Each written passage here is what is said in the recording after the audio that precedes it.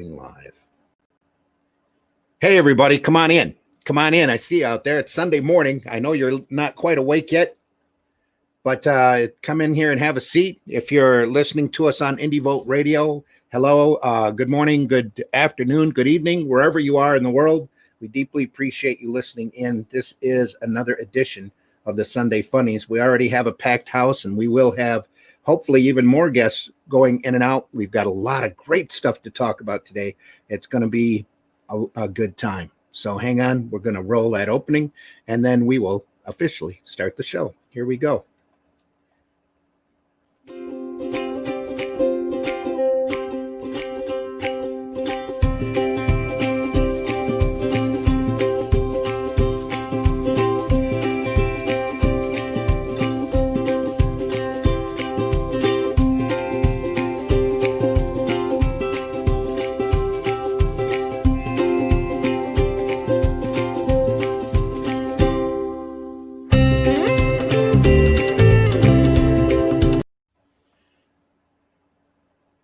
And hello.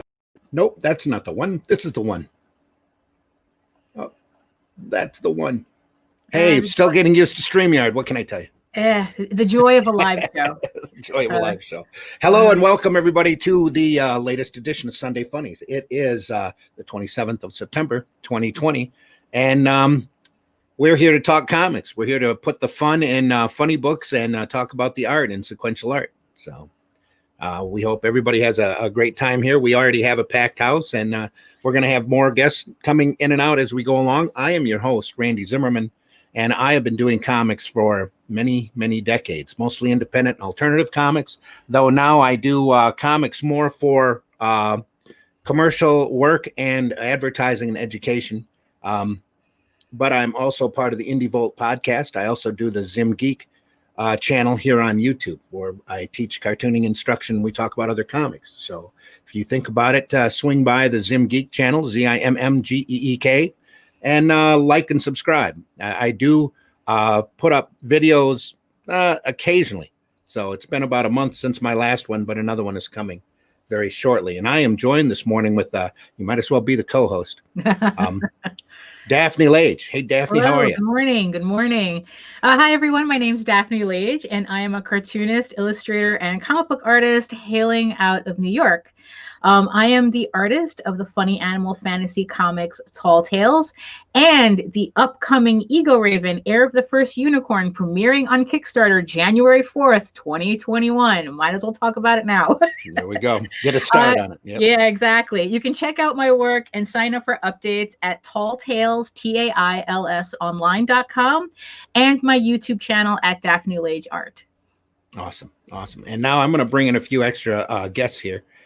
First, we're going to bring in Sam. Sam, how are you? Sam Vera. How are you? Good morning. Good morning, Sam. Tell the folks about yourself.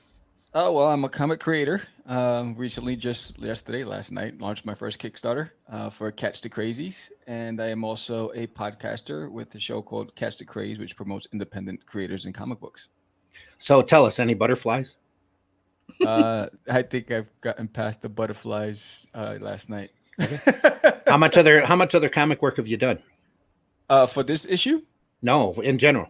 Oh, I've done. I've have a book called "There's an Alien in My Toilet." I've done a book called Cosmic Wars, and I have a book called Forbidden, which will come out next spring.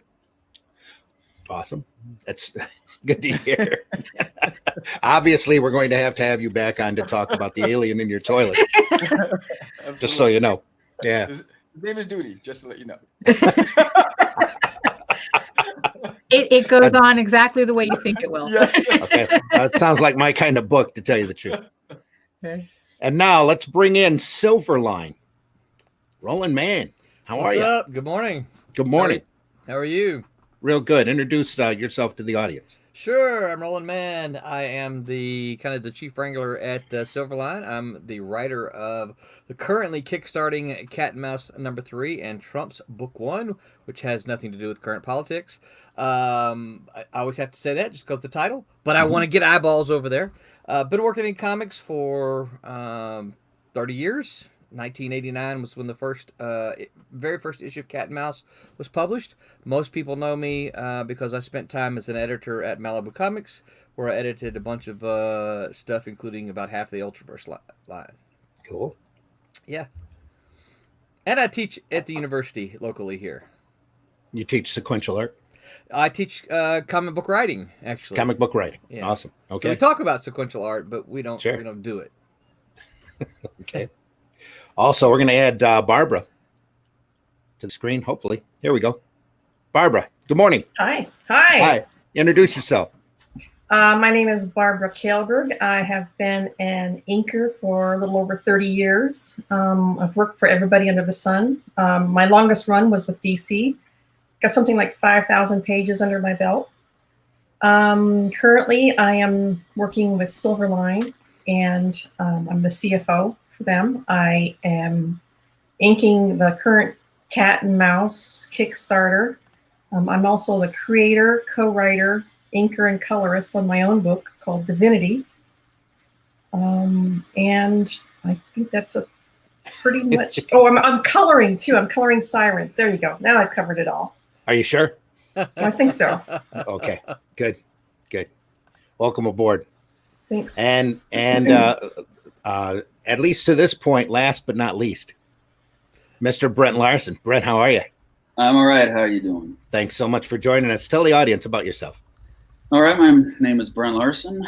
I'm the creator and writer of the Silverline comic Kalis.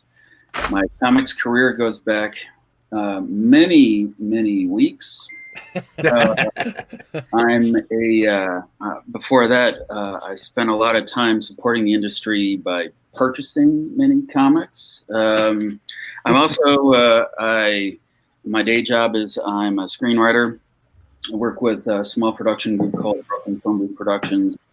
We've done a lot of short films, a lot of which have seen some festival play and have been seen around places. So that's me. Great. Give me just a second here. We're having a technical problem. Did you just love those? Always. But it's all part of the fun of live podcasting. Yep. So rolling with Yes, Silverline, you have a campaign running? We do. We have a campaign called Trump's Book 1 and Cat and Mouse 1 through 3. And we have 6 days as of this conversation right here. We've got 6 days left. We are fully funded, and we are working on some stretch goals. So we've got some fun stuff, trying to make some bookmarks and some trading cards. I'm a big sucker for trading cards. And then some, if we keep going, if we keep pushing it, then we'll get some prints in and stuff like that. So, yeah, we still need some eyeballs. Okay. Did you want to call that Kickstarter up and share it? Sure. I'd appreciate it. I have quite a few tabs open here already this morning on my computer. So. Yep. And while you are doing that, we can actually bring in Russ Leach. Russ, how are you? Good morning. Well, good afternoon. Good morning, where you are. Yeah, Good morning, good afternoon, good evening, wherever you are. Sorry, that link wasn't working for some reason, but I'm here now. Good. So thank you for inviting me. Introduce yourself to our audience, will you? Yeah, my name's Russ Leach. I'm on YouTube as Comic Book Black Belt. You can find me at russleach.com, comicbookblackbelt.com, onlydeathcansavus.com. That's my book that's currently on campaign Indiegogo at the moment, and on the Twitter and the Fleece book. Okay. And over on the Instagram and the Parlay and all that kind of stuff. I'm an illustrator and independent creator.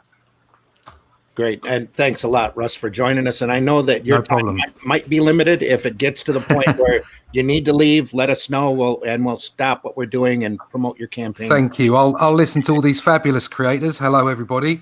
While I'm beavering away. And if I've got something that's worthwhile, I'll chip in. Always appreciate it. Thanks again for joining us.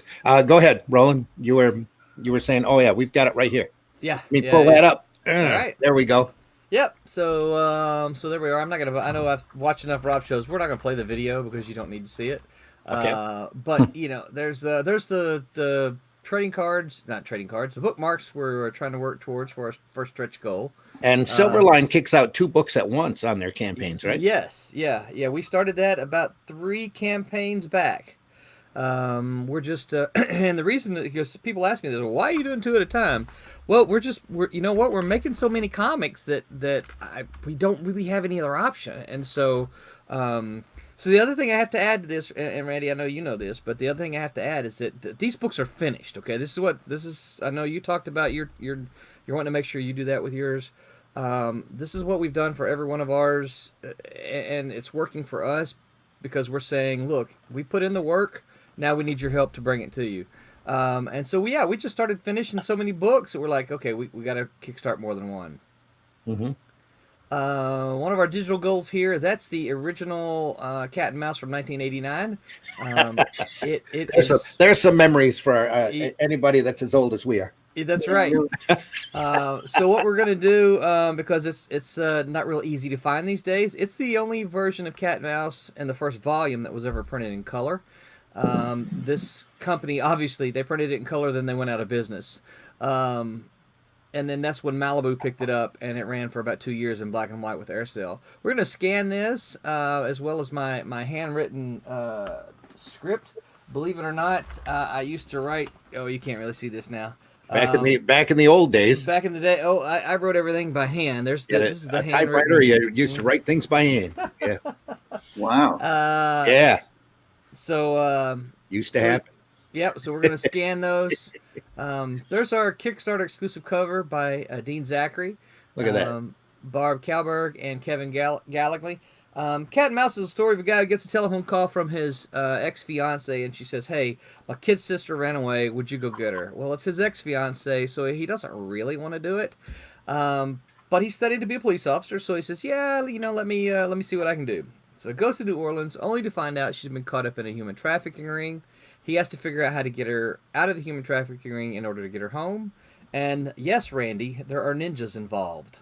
Lots of ninjas. Lots of ninjas. There's always ninjas. That's right. It's not always ninjas, but sometimes there are ninjas. The book that's partnered with that one is called Trumps, and I know I told you early on it has nothing to do with current politics. My family and I play a lot of cards, playing cards, and this concept was conceived through a bunch of card playing games. What you're looking at there is the Kickstarter exclusive, well, a facsimile of the Kickstarter exclusive cover. It's going to be gold metallic. Everywhere you see that looks gold on there is going to be gold metallic. You are looking at the 4 aces there. Trumps is a science fiction superhero story in which there are 4 kingdoms who vie for power on a world called the Deck. Only one of them has the premier power, and that kingdom is called Trumps. Currently, clubs are Trumps, and they're waging a war on the rest of the deck. So it and we got a whole bunch of other covers, just A covers, B covers, sweet stuff. I could just hear the imagination stirring every time you play euchre now. Well, we play a lot of pinochle. Okay. And you will see some pinochle. Anybody who plays pinochle, you'll see some pinochle themes coming through the book there. So as a campaign goal, stretch goal, you can always include instructions on how to play pinochle. Well, I'll tell you, we're probably not going to get to do it for this one because it's going to require too much work. But we're actually going to do a deck of cards, probably for our next Kickstarter, probably for the second book, and cool. we're already working on it. But yeah, there's some nifty covers there. Even a cover by Stephen Butler, a longtime friend of mine. Got the Divinity team who did this Trump's cover for us, Alex Sarabi and Barb. So pretty excited about that. Got lots of art here from Trumps. You can see there's one of the Jokers. You got an off Joker and main Joker. There's Kingdoms at War there. King contemplating how terrible war is. There's one of the aces. Now the only people that have superpowers in this book are the aces. All the rest of the players, the kings, the queens, they're just normal. It's all science fiction, so they've got blasters and lasers and stuff like that. but the aces are the ones with the superpowers. And then this is some artwork from Trumps by Alex Gallimore and Barb and Kevin Gallagly. So some cool looking stuff here. And then you can see we've got all kind of stuff. There's the digital pledges. If you just want to grab, you're like, man, I've got Cat and Mouse 1 and 2. That's all I'm here for. Well, you can get that if that's what you want. We want you to obviously get the books. You can get all the variant covers here, but the sweet spot obviously is the signed with extras, where you get the two Kickstarter exclusives. And just to be clear, I know a lot of people don't always do this for their campaigns. These are exclusive Kickstarter covers, so the only way that you can get these two pieces as a cover on your comic is through the Kickstarter. Obviously, we'll still make the book available. It just won't be with these covers. Mm-hmm.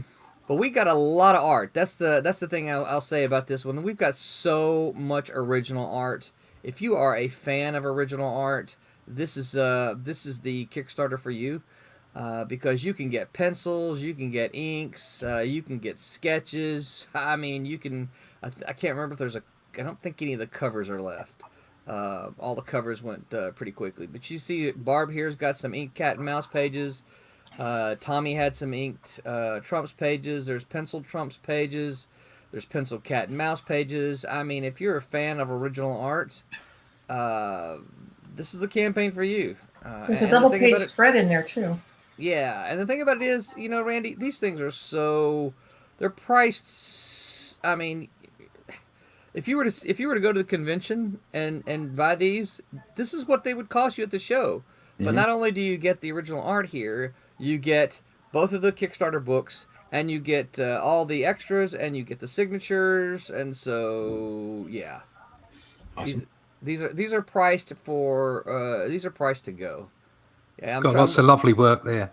Thank you, I appreciate that. I've been blessed to work with some very talented artists. Yeah. Here's the double page spread that. Oh, that's sweet. Barb Inc. from Cat and Mouse issue 3. So Cool. Oh, there's still a cover left. The cover to Trump's. Oh, and Hedgeland's cover too. So yeah. There are a lot of gons there already up there. There's a lot of gons, yeah. And I've got to update it too. So there's a couple of pieces I haven't gotten into update yet. But yeah, this is an original art collector's dream campaign, because there's so many. And the other thing about it is, Randy, if you're like one of these guys who says, man, there's the pencil page 3, but there's also the inked page 3. I'd kind of like to have both of those. Just drop me a message. We'll work it out. And again, for our radio audience, we are looking at the Kickstarter campaign from Silverline under the title Trumps and Cat and Mouse. Yep. Also, the thing with original art, the more people the more people continue doing comics digitally, the less actually owning original art becomes more and more difficult. Yes. So this is a chance to get original art while it still exists. Physical Absolutely. original art. Yeah. Physically, yeah. And one of a kind. That's what it is. These aren't prints. I mean, we if we can make stretch goals, we may make some prints. But these are one of a kind. The artist sweat.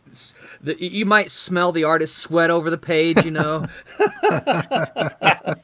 Thumbprints all over Thumbprints, yeah. coffee stains, Coffee cup stains are the maybe a cat hair stuck in the ink somewhere.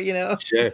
If the artist smokes, they'll smell like smoke. I used to have that. I used to open up boxes of, back when everything was still FedEx. I used to open up boxes of pages from certain pencilers, and then the smoke would just roll out of the FedEx boxes. It was horrible. It's like scratch and sniff. Yes, it was. A drafty room for a day just so that they can air out a little. Yeah. I had to in some of them. Yeah. I can only imagine. Yeah. Nice. But it looks great. Silverline Thank you. is doing great stuff. Since you've been back, about how many products have you done? Oh my goodness. There we go. Put you on the spot. Count 'em. No, see, you asking me numbers, and I do words, not numbers. Let's see. So we did this one's got 2 books. We did the last one that had 2 books. I had Fire Rush and Bloodline. The one before that had 2 books. It had Divinity and Twilight Grim. So there's 6 just in the last 6 months. There we go. Yeah. So We did have some before that. and we did have some before that. Yeah, those were just the last 6 months worth. So. All you had to say was 1989, and I got the gist of it.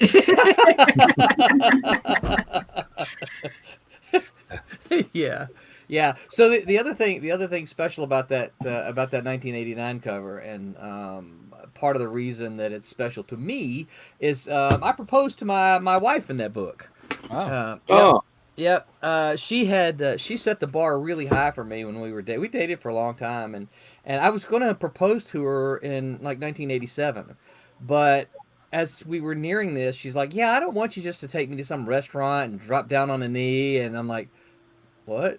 Because that was what I was kind of planning to do. Yeah. She goes, "I want something special," and I'm like, what the heck, And so I'm like, well, what am I gonna do now? And I don't know. And so I was stuck, I couldn't think of it. I'm like, the billboards and So this was really close in '87 already, and so I was like, well, what I'll do is I'll propose to her in my first published comic. Now, Cat and Mouse was ready in 1988, and it was solicited by Top Comics, but then was canceled, so it never came out. And so I would have proposed to her in 1988 had the book come out, but it didn't. And so my proposal is in the comic book from 1989, and we've now been married, 30 years. So Sweet, congratulations. Thank you. Yep. So. Nice. Again, Cat and Mouse and Trumps. Actually, it's Trumps and Cat and Mouse on Kickstarter. Make sure you look that up. Please do. And Barb, Yeah. you've inked which of these books? Cat and Mouse is the one I've inked. I did a cover for Trumps, Cool. but I've been the inker on Cat and Mouse for all 3 issues so far, and I'll be on the number 4 too. Awesome. Cool. And Brett, you write? Yes, I do. I use the words real good.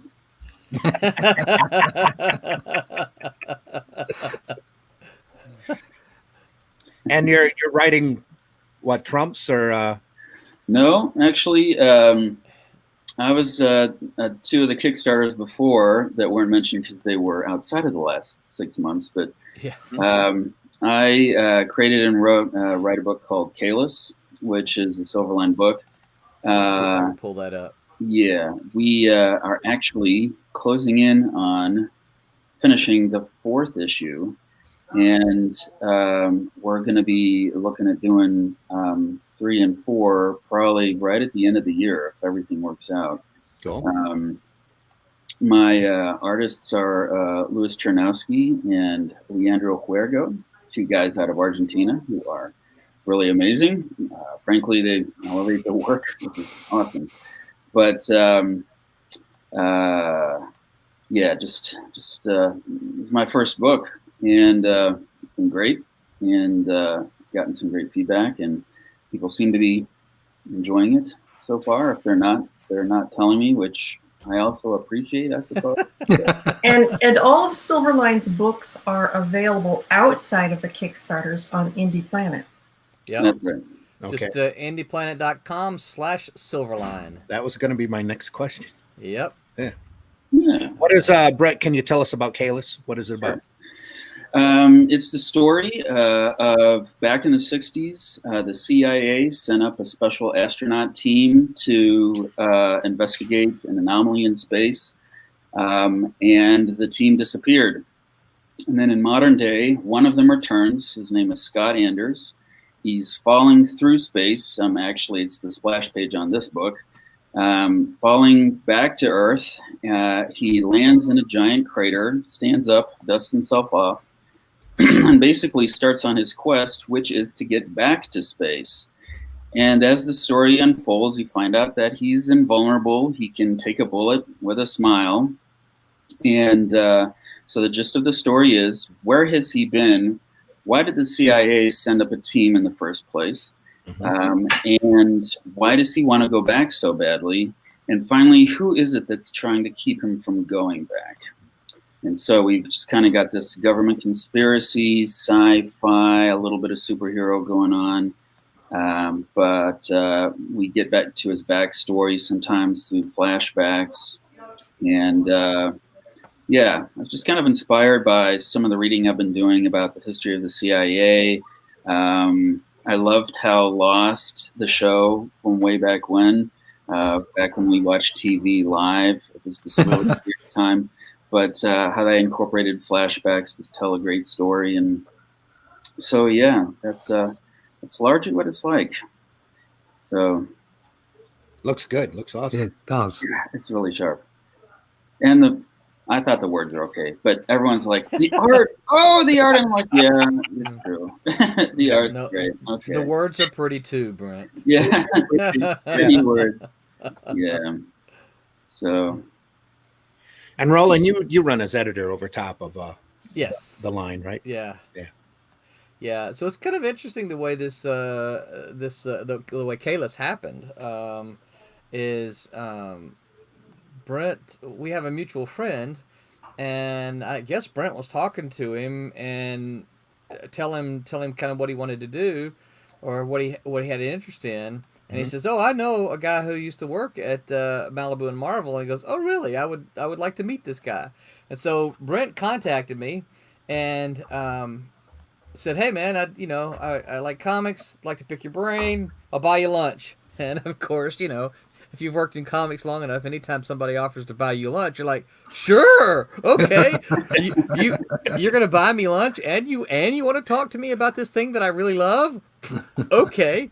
So we met at a little Japanese place not far from the university where I work, and I guess we sat there for about 3 hours talking comic books, and when we were done, Brent said, "Well, I had a really good," and I did too. He said, "Well, I had a really good time. Would you be interested in doing this again?" He goes, "I'll buy you lunch again." I'm like, "Sure."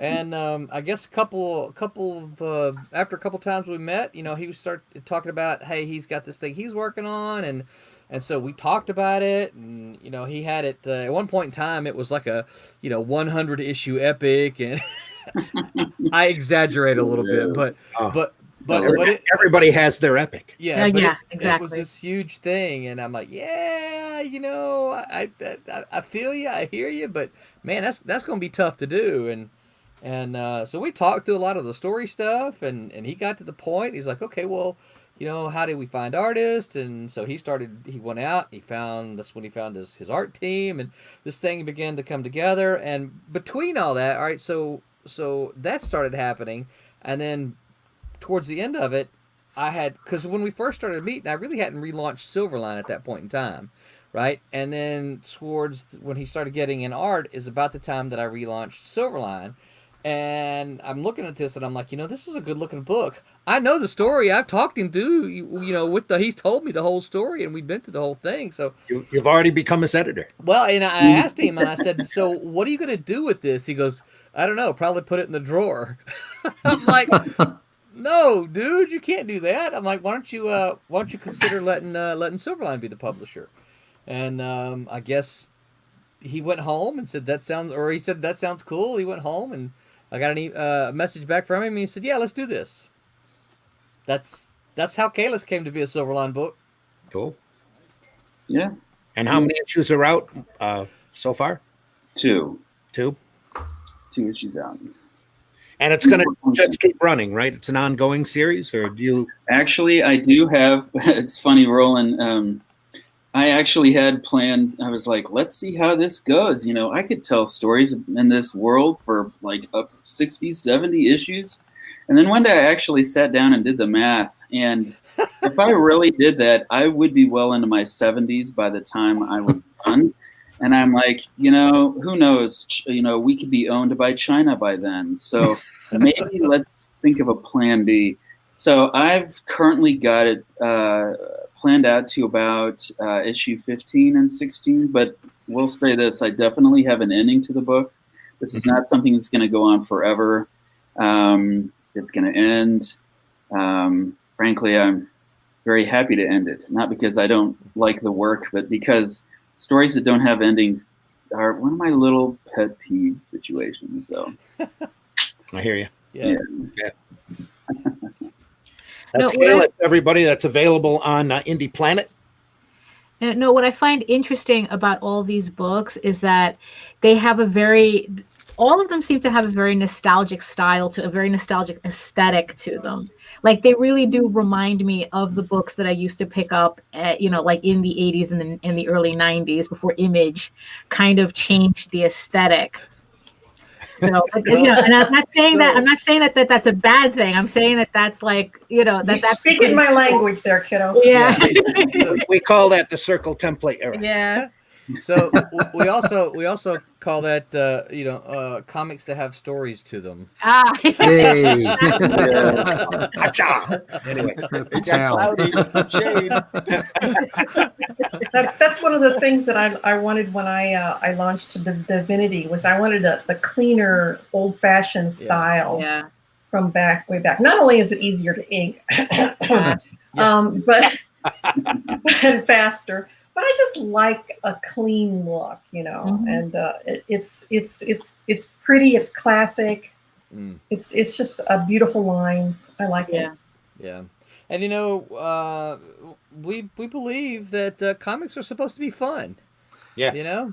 When you're done reading a Silverline comic, it's my hope that you put it down and go, that was fun. When's the second issue coming out, or when's the next issue coming out?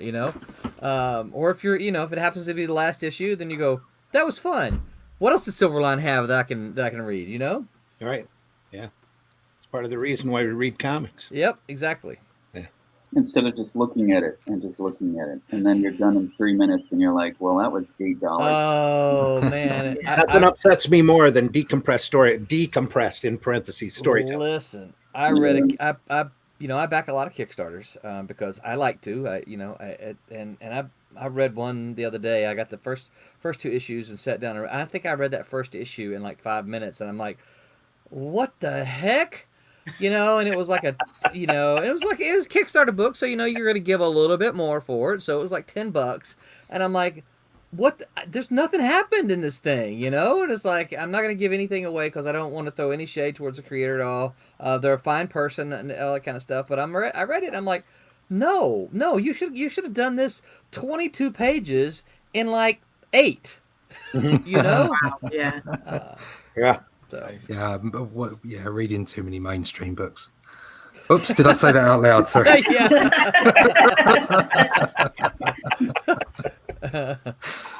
Well, I think one of the things I really love about indie books is that we are breaking away from the set parameters that, and I mean, not to say that I don't still read DC and Marvel books. I do, and I work for them. So, I mean, I love both companies, but they do have a certain mindset and mold that they use for a lot of their books because they're corporate owned and they can't break out of their little box.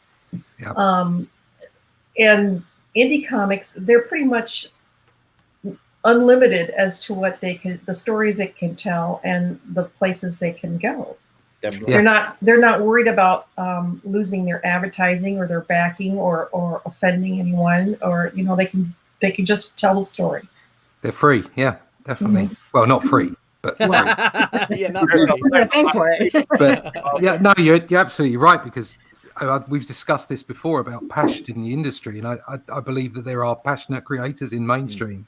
It's the top end that isn't passionate about it anymore. It's the corporate. Right. Oh, trust me, I've been under that foot before. Yes. And again, it's not really even the corporate's fault either. It's just the way of things, the way of business, and by having that freedom that you're talking about, it kind of distills the passion that so many indie creators have for their books and their stories, and it's a way of connecting again with readers, which is the most important thing. And there's a lot of fresh takes out there that we aren't seeing in the corporate controlled books.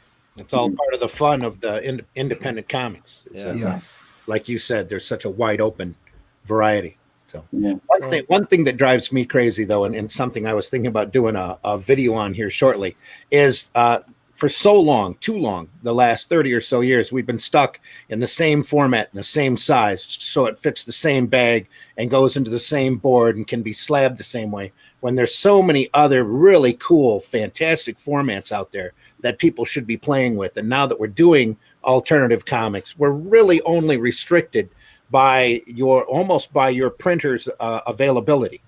And there are so many different printers out there able to do so many different formats of books. It's really, now is the time to be out there and playing. You know, you go into a dollar store and you see all of the different variety of puzzle books, for example. All of those could be comics, or all of those could hold comics if we wanted it done. And there's so many awesome, you know, little digest size, large magazine size, like John Celestri's book is coming out. His comics are coming out in magazine size format. That'll fit a magazine bag. They're still collectible, but it's different from what everybody else has done for the last 30 or so years. We're not stuck at 32 pages. We're not stuck at saddle stitching. You know, you can square bind. You can go smaller. You can go larger. You can even go down, and something I've been toying with is going down to the size of a chick publication. Oh, yeah. Wow. I haven't seen one of those in a while. And just we got them all over. I guess it all depends on how industrious their particular congregation or chick believer is. But we've got them in truck stops all over here. But I think it'd be so awesome to do those and just leave them around and have them with really nonsensical subjects.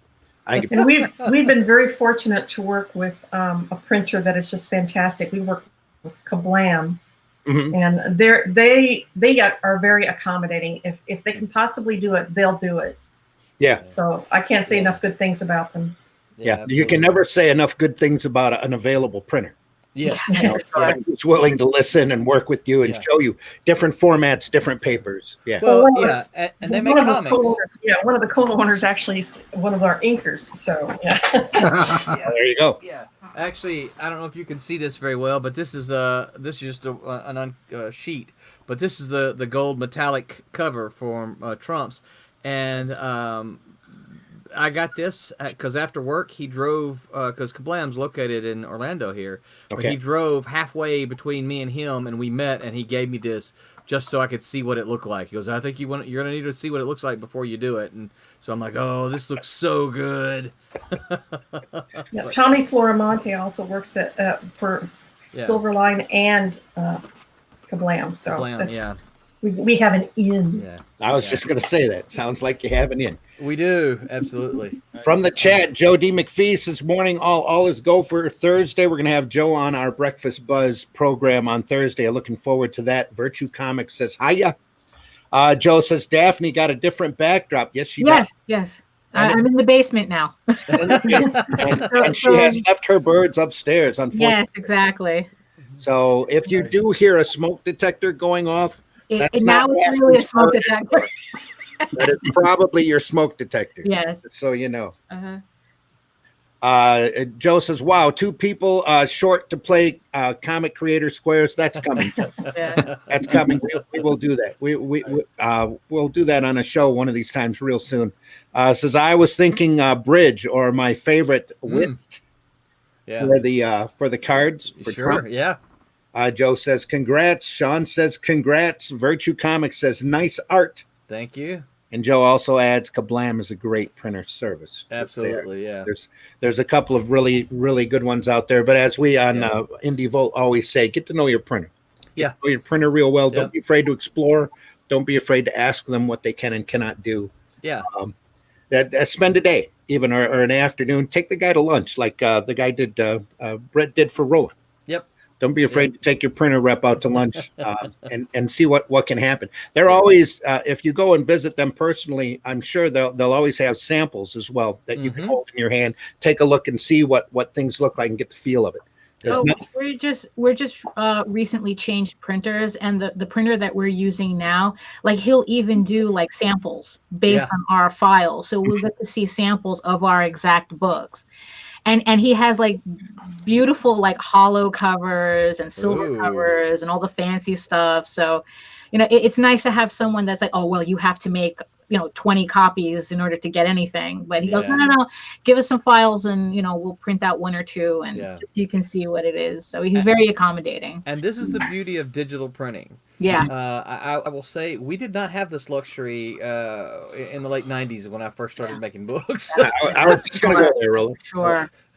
You had to go and print 3,000 copies. That was it. Yeah. So I am I'm a huge fan of digital printing, and what it's been able to do for independent comic makers, because if you're going to a show and you need 25 copies, guess what? You can order 25 copies. Yep.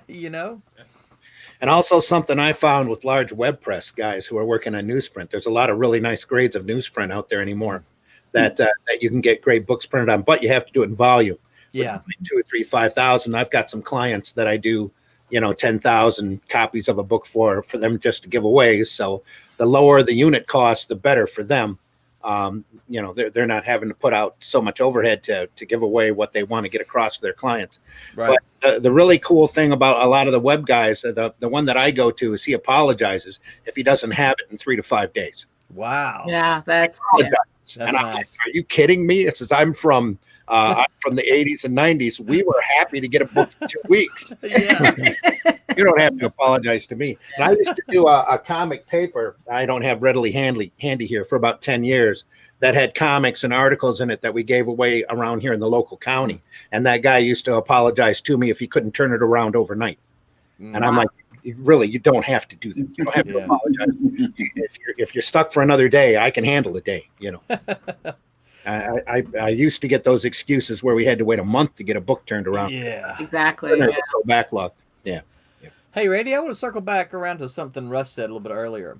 Okay. He said when he was talking about, it comes from a lot of it comes from the corporate on high. Mhm. And my experience, and I agree with that completely. So let me give you my experience when I went to Malibu, which is a very independent company, right? So when I went They were out the there, first to hire me too, by the way. That's where I got my start. Well, that deserves a bell. woohoo! Yeah.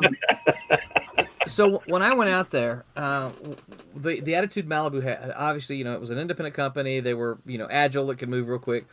If you brought me a project and I liked it, I wanted to move forward with it, I could take it to the decision makers, right? And I could say, here's this project. I think we're gonna, I think it'd be good. Their question would be, and you got to listen real close to the question, okay? Their question would be, great, can we make money? And if all the people, all the heads in there decided, yes, we can make money, we would move forward with it, okay? Now, when Marvel bought the company and I became a Marvel editor, the question changed, okay? The same scenario, and now I bring the book to them, and the question became, how much money can we make? Yeah, right. It was no longer a question of, well, can we make money? And if that's so, let's do it. It's no. How much money can we make? Because there is a point in which, to them, that's not enough money. And even though the question is just slightly different, to me, it was worlds apart in the mentality of those who were setting towers above me. I think that perfectly illustrates the difference between then and now as well. Yeah, is that it's harsh, but it's the truth. It's like when companies are bought by larger companies, Yes. it literally is how much more Yes. profit rather than a profit. Right. And when it was all about, well, we can make a profit, that's great. Mm-hmm. You're right. It's just like green lights were just that much more readily available. Yeah. So that's a perfect story. Thank you. I will reiterate that to someone at some point. Yeah, absolutely. I remember that. Now let's change subjects here and go in as Monty Python would say, now for something completely different. Sam, Yes. you have a book that you just started a Kickstarter yesterday. Last night, yes. Last night. Our very first. So yes, it's called Catch the Crazies. That's the crazies. That's the Crazies. So basically, I have a podcast that I started many years ago, and it's called Catch the Craze. Ah, I saw this. And it's hosted by George Medina and myself, and we also did comics together on the Crazy Comics, an independently owned self-published company. And so we created this series together called Catch the Crazies, and basically it's these two guys, podcasters, that want to be the best podcasts in the world, but are not getting any traction, and they're being antagonized and humiliated by rival podcasters. So Sam goes into the woods and shouts out to the universe, please help us be the best podcast ever. And watch what you ask for, because you just might get it. So hence the crazy man shows up, which is that guy right there you see on the screen with the afro and the glasses. And he's Sam's alter ego, and he comes unleashing the crazies onto the masses. And so while initially Sam and George Catch the Crazy benefits from the crazy man's antics, it gets a little too crazy where now Sam and George are the subject of investigations, and the crazies are wreaking havoc on society, and they have to try to catch the crazies and stop them. Superb. So, Love it. That's crazy. It is crazy. That's really cool. Amazingly, that's where the title comes from. yes. It's the perfect analogy for a self-publishing comics. Oh man, no kidding. Yes. So true. Absolutely. And we're excited. So we ran into a hiccup because the initial artist that we commissioned, his name is Masiak Empro. He actually did a book for me many years ago, a children's book. And so he was working on this, and then 2 days before the launch, he pulled out. Oh, Ouch. And so I spent 48 hours on everywhere from DeviantArt to Fiverr to everywhere, and I just secured the his name is JC Grande. Oh, I know JC. Yes, and he did Necessary Evil for Desperado and Johnny Monster for Image Comics. So he's actually started today. And so we're excited. That's the madness. So we alluded to it when we launched it live on YouTube last night, that we ran into some hiccups. But to the hustle of not sleeping and just going through portfolios after portfolios and talking to a lot of different people and bidding and all that stuff. And props to you for being honest with your fans. That's communication is really important between you and your backers. Yes. And I think that's why we said, February 21, expect to, based on my conversations with JC, we'll have it definitely to the fan. If we reach our goal to the fans earlier this year, actually, but we put February just in case we run into any more hiccups, because this is our first. And I know that Daphne and JD Calderon basically warned us about a lot of the things that we can run into. Yeah. And so. And you did.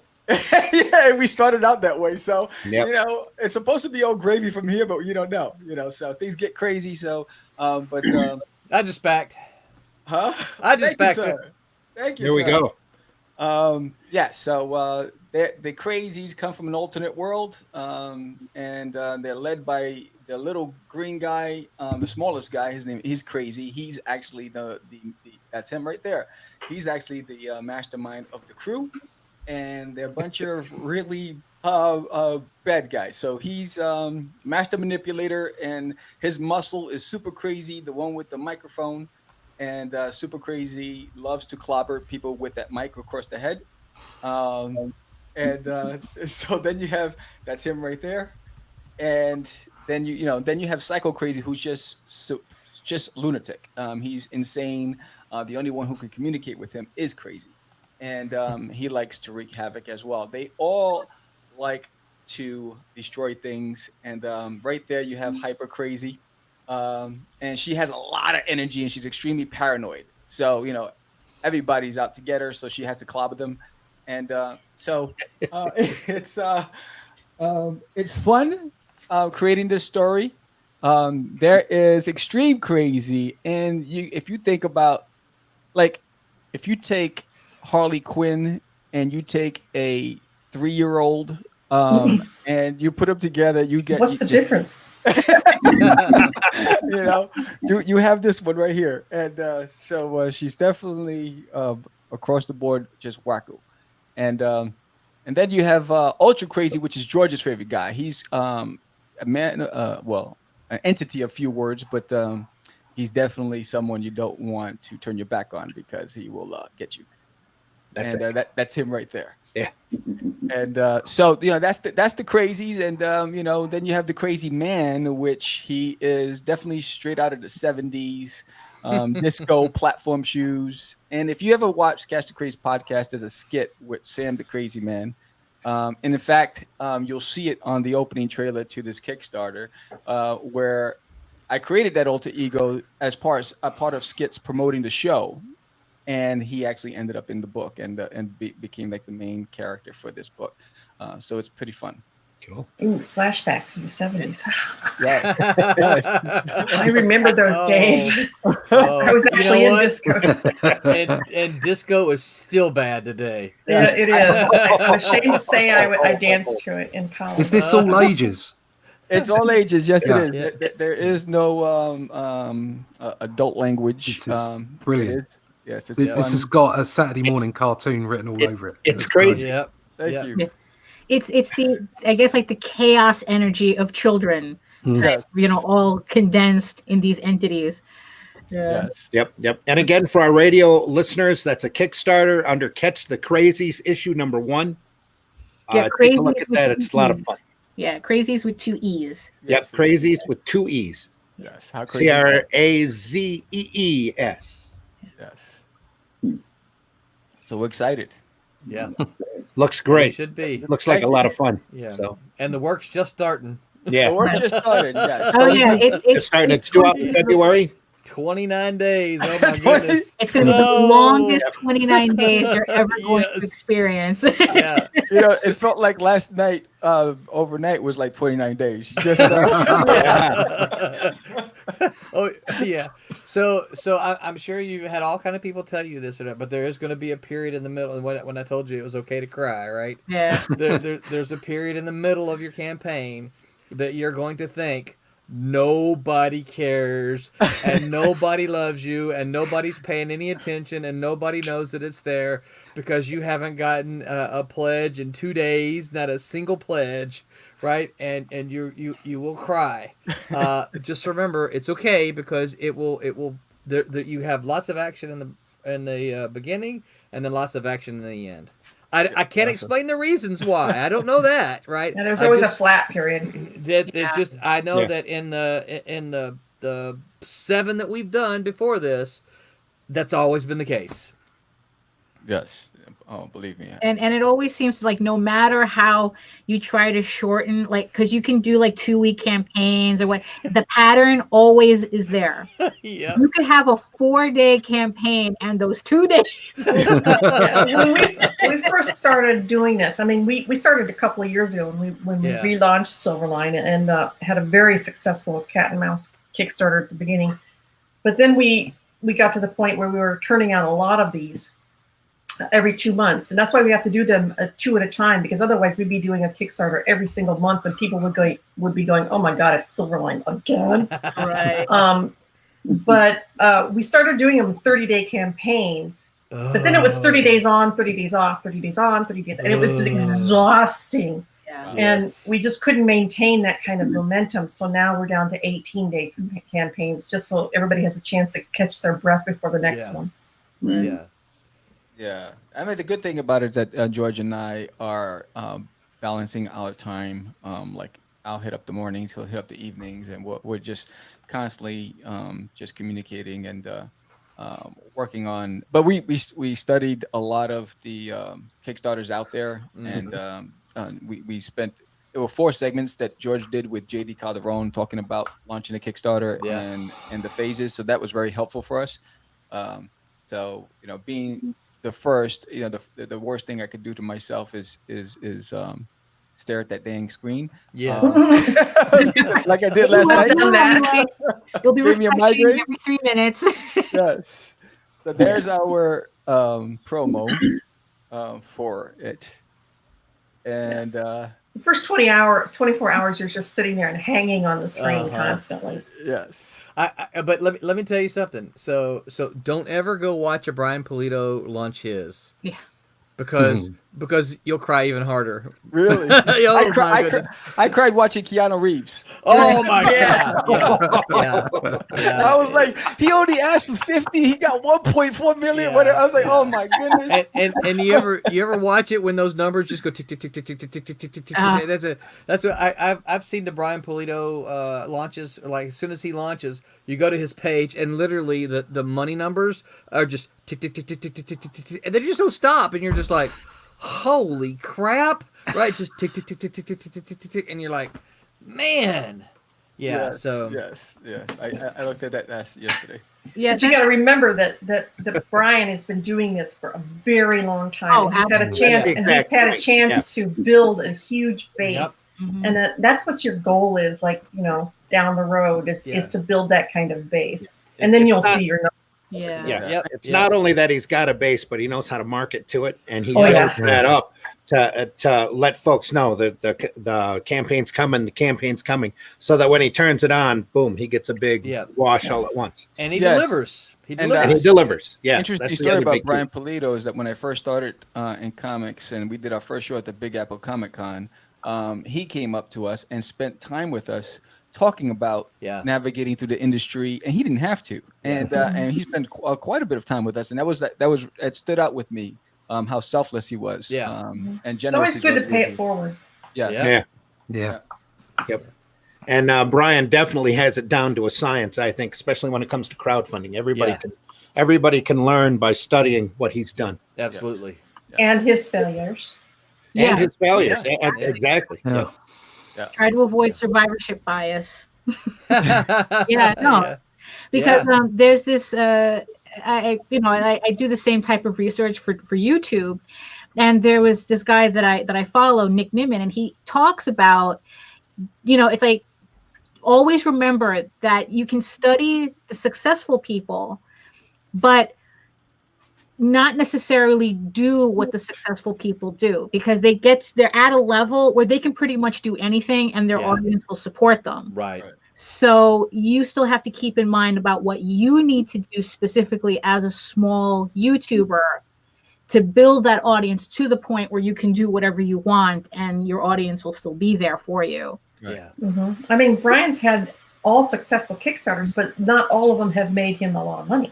Yeah. Because he's had a few mistakes, little stumbles along the way, but he learned from them. Yeah. Well, there's always going to be stumbles. Yeah. But not only that, but a lot of times it's good to study that, because you can learn a lot more from a mistake, and especially someone else's mistake that you don't have to end up. It doesn't end up costing you. That's how you learn. That's how you get better. Is by going, I'm not going to do what he did. I'm going to go. Right. I mean, it sounds like really, really fantastic idea to offer T-shirts as a reward until you got to print the dang things. Right. And ship them. Print them and store them. Yeah. And store them in numbers. And then you realize you have a print-on-demand apparel guy. Yeah. Yeah. Because then you realize that you've overextended what you're available to pay. Hold on, how I got to print these and pay for them, and I didn't count this into my budget. That's so, right. Yeah. Right. And then all of a sudden you have like 300 boxes in your house, and it's so not cute anymore. Boxes of toys in the basement. Boxes of books in the living room. Exactly. Not cute. The toys are cute, but the boxes are not cute. That's awesome.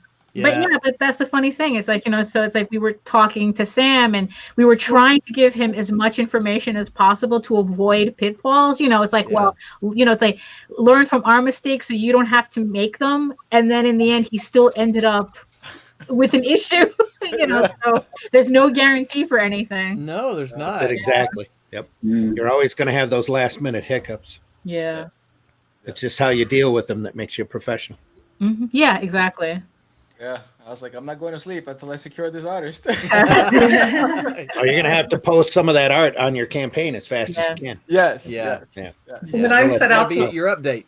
When I set out to find an artist for Divinity, I was doing what you were doing. I was trolling through DeviantArt and, looking at other people that I know that would be willing to work on something for nothing until it was all said and done. And I was having a heck of a time. And then I had an artist from Mexico friend me on Facebook.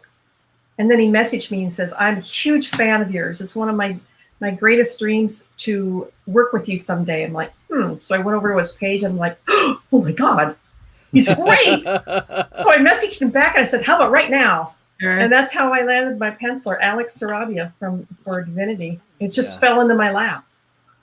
Yeah, sometimes it happens like that. Yeah.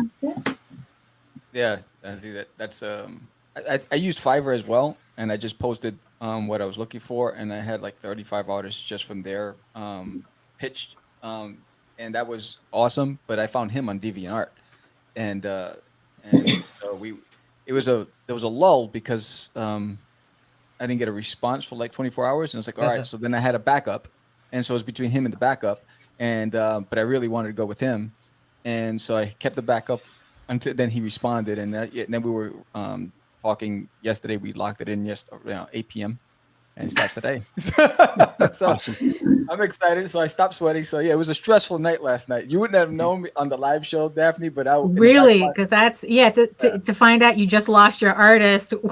I mean, yes, it was frustrating. It was 2 days before the launch. Wow. We dropped the bomb, and I was like, oh man, that was frustrating.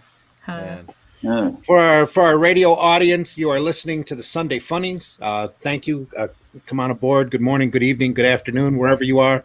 I am your host, Randy Zimmerman. I am here with Daphne Lage from TallTalesOnline.com, with Sam Vera from CrazyComics.com. That's crazy with 2 E's, CRAZEE Comics.com.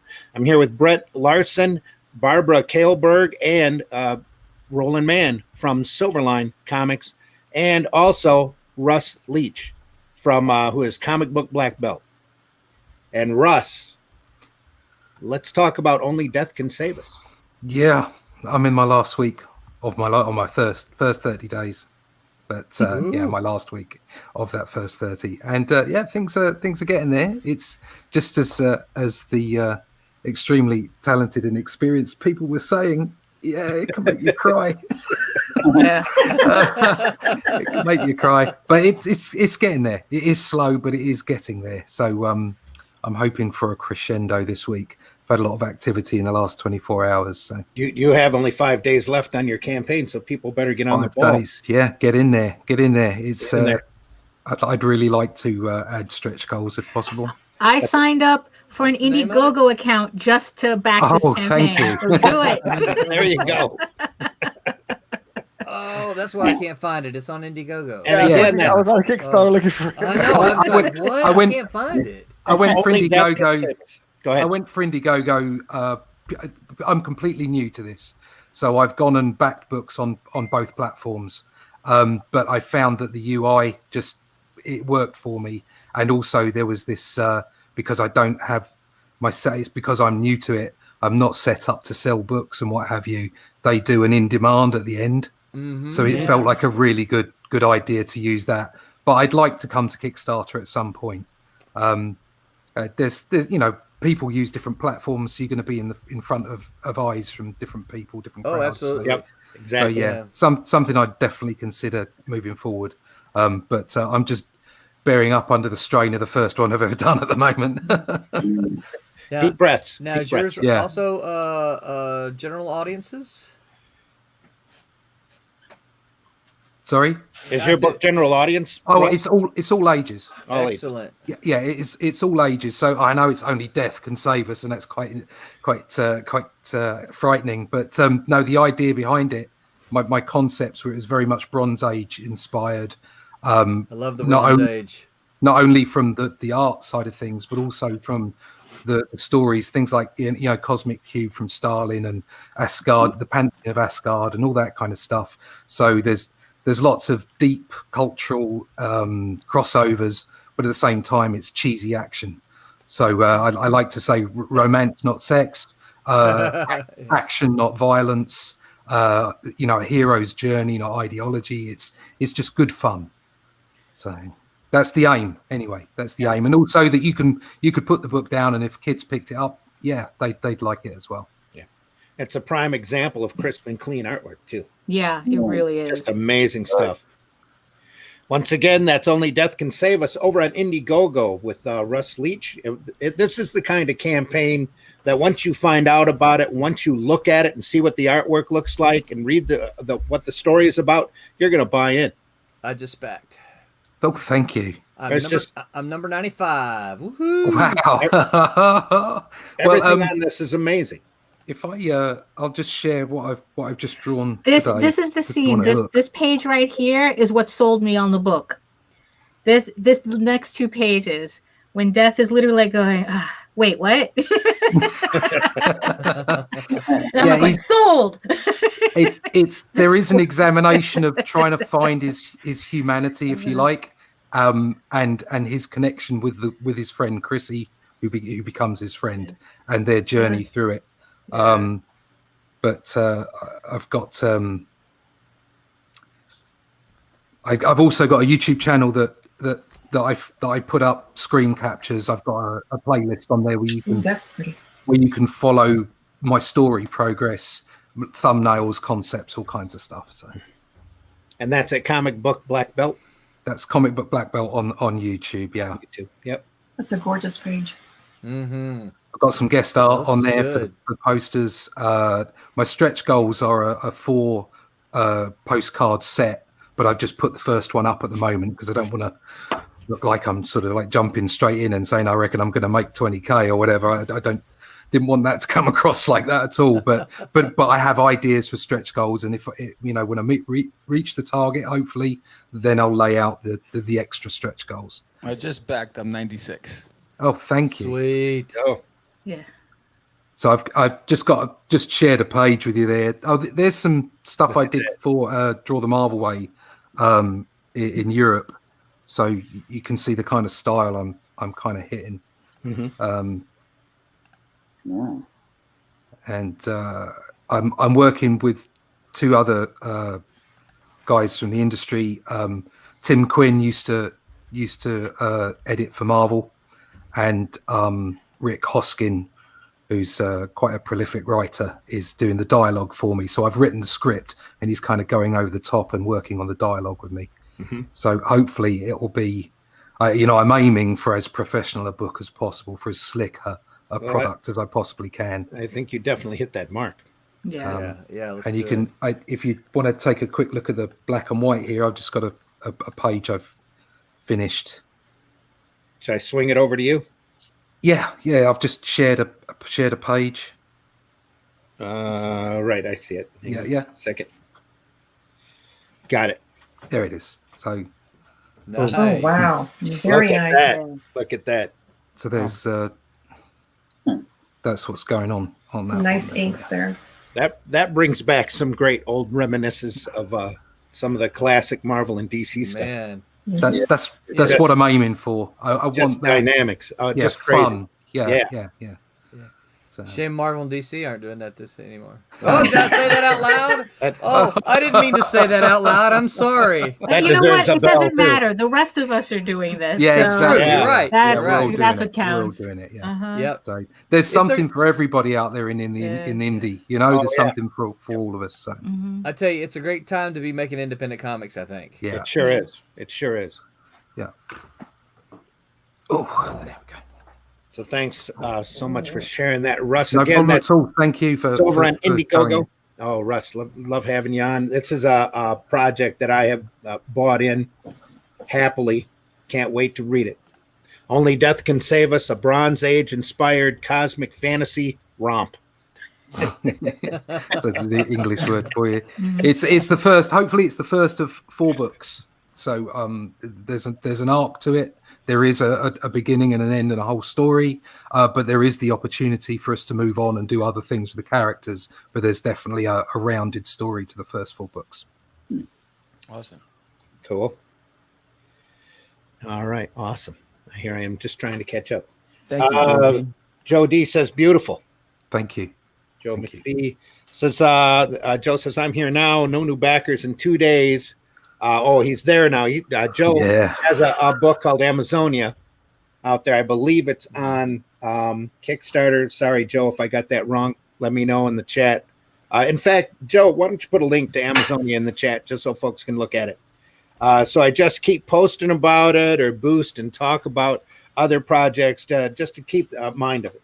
So yeah, absolutely, that's what you have to do. You have to just keep pushing. I know that we have this fear of spamming, yes. but the thing is, though, is that I forgot who said it. That said they had said that it's like no matter how much you think you're posting, you're not posting enough. Yeah.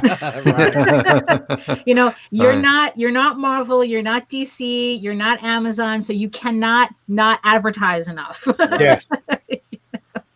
Can't get the word out there hard enough. Yep. Yeah. And what I really hate is Facebook's algorithms. Oh my goodness. Oh, don't get me started.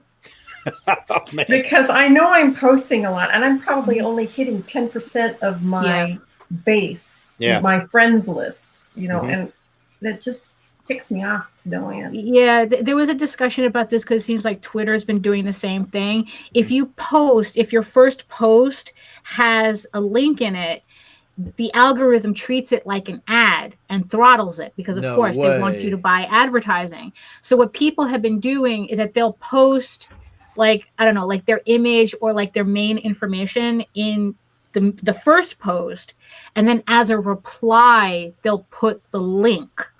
Because then that, I guess it's like the algorithm just sees that first post. So because it doesn't have a link in it, it'll allow it to go out. Something definitely to keep in mind. Right. So the only catch is that it doesn't really work the way people see these things. Like you have to go into the comments to see the link. So that's the chance, you know, that's the chance you take. But at least allegedly that post will go out and more eyes will be on it, and they'll see the comments, and they're more likely to see your link. So. Well, for me on Facebook, I used to do the comic paper, like I mentioned before, and I would do conventions twice a year. Well, I got real nervous about the fall show and actually took out an ad, and that was my biggest mistake. Yeah, no, and over at Flint Comics at the Facebook page, I was I had already passed the 5,000 mark. They had made me do a professional page, and the first minute I took out an ad, I literally lost a 0 in views. Literally. I went from 3,000 people saw this to 300 people saw this, but you want more people to see it. Yeah. Pay us. Exactly. We'll put an ad out there for you. It's like, but even then the Facebook ad is hit or miss, because it's like, then it's, because I remember like for my first sketchbook Kickstarter, which was a fan art sketchbook, I put an ad out and I think I spent like $60 to make 40. So wow. Yeah, it didn't quite, you know. It's one of those failures you learn from. Yeah, exactly. Exactly. And Joe has a link to his book, Amazonia, in the chat now. It goes, it's at Kickstarter, so take a look at that. We will have Joe on Thursday morning on the Breakfast Buzz program. JD Calderon is actually awake. Says 10% is probably a lot. Good morning, all. Good morning, Good morning, JD. Welcome aboard. Thanks for listening. He's probably patiently waiting for Daphne to go upstairs and make coffee. Yeah. Also, he's going to probably on Rob's show later. Oh, okay. Yeah. So he'll need the coffee for that. You learn something every day. Yep. Always. And to our radio audience, thank you again for listening. We appreciate you all. You are listening to the Sunday Funnies program. I'm your host, Randy Zimmerman. We're here with Daphne Lage from Tall Tales Online, with Sam Vera from Crazy Comics Online, and that's Zee, CRAZEE Comics.com. We're here with Brett Larson, Barbara Kahlberg, and Roland Mann from Silverline, and from Russ Leach, comic book black belt. And we were just talking about everybody's Kickstarter campaign, and Indiegogo campaign for Russ. Russ has Only Death Can Save Us on Indiegogo. Silverline has Trumps and Cat and Mouse on Kickstarter, and Sam has got Catch the Crazies on also on Kickstarter. Daphne has a book currently right now on Kickstarter as well. Yeah. It's a little too risque for this early in the morning, but I'll give you the clean version of it. The clean version. Sure. I have a sketchbook. It's called House of Bob on Kickstarter. It's House Haus, because nobody knows how to spell anything. So it's a sketchbook featuring uncensored furry erotica. I have 4 days left on it. We're just about to hit the $1,500 goal, which will unlock the exclusive sticker stretch goal. So so 4 days left on Kickstarter, House of Bob. Absolutely. Fantastic. And since we have an open moment here, I really wanted to point out a Kickstarter that I ran across earlier that I found amazing, that I didn't know existed until I popped over there today. Please don't say Berserker. No. Everybody knows about Berserker. I just saw this one as well. Nanny, a fantasy graphic novel inspired by African mythology.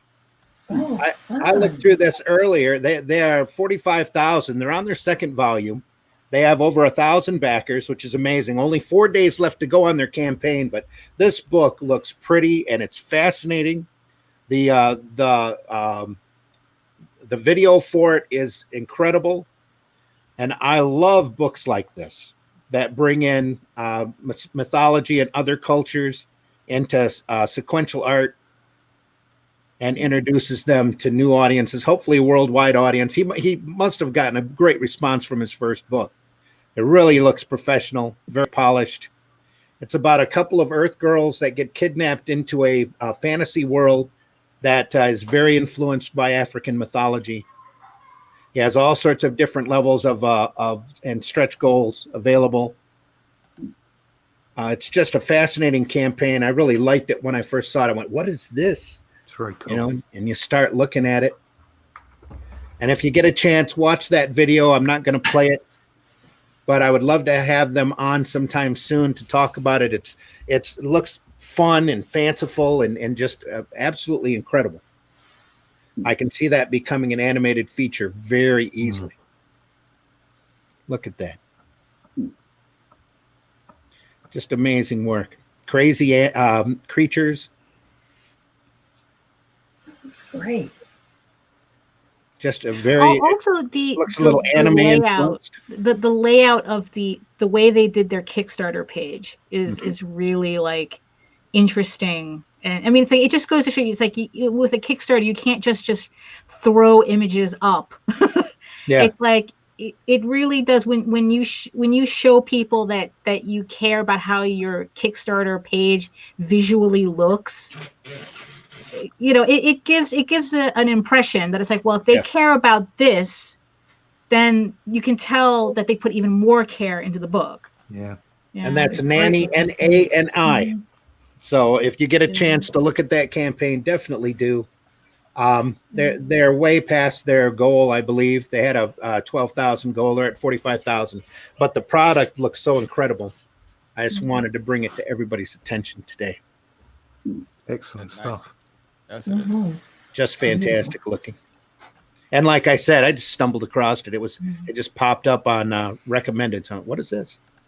So you never know what you're going to find when you look around, and a lot of these products get so little visibility out there unless they're out there pushing and going on as many different podcasts as possible, reaching as many different people as possible. But that's the kind of book that independent comics are really all about. Oh, I just wanted to bring it just really quick, just bring it around to where we were talking about like the formatting of comics and how digital printing allows us to experiment more with our formats. And I just wanted to show you.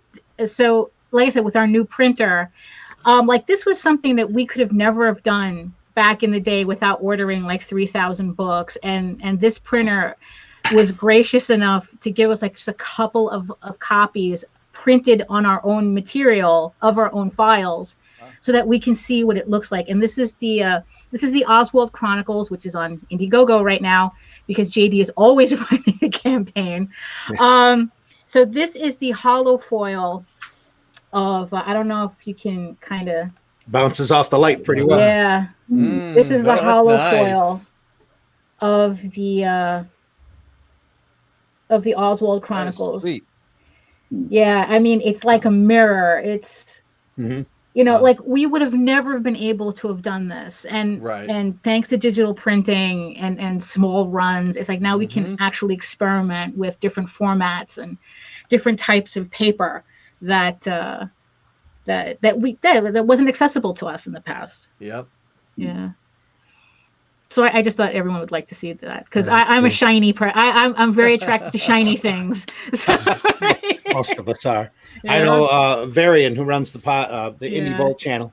If it's shiny, he Yeah. on a comic he buys it. Yeah. Yeah. In fact, he's got multiple copies. Uh-huh. Ooh, shiny.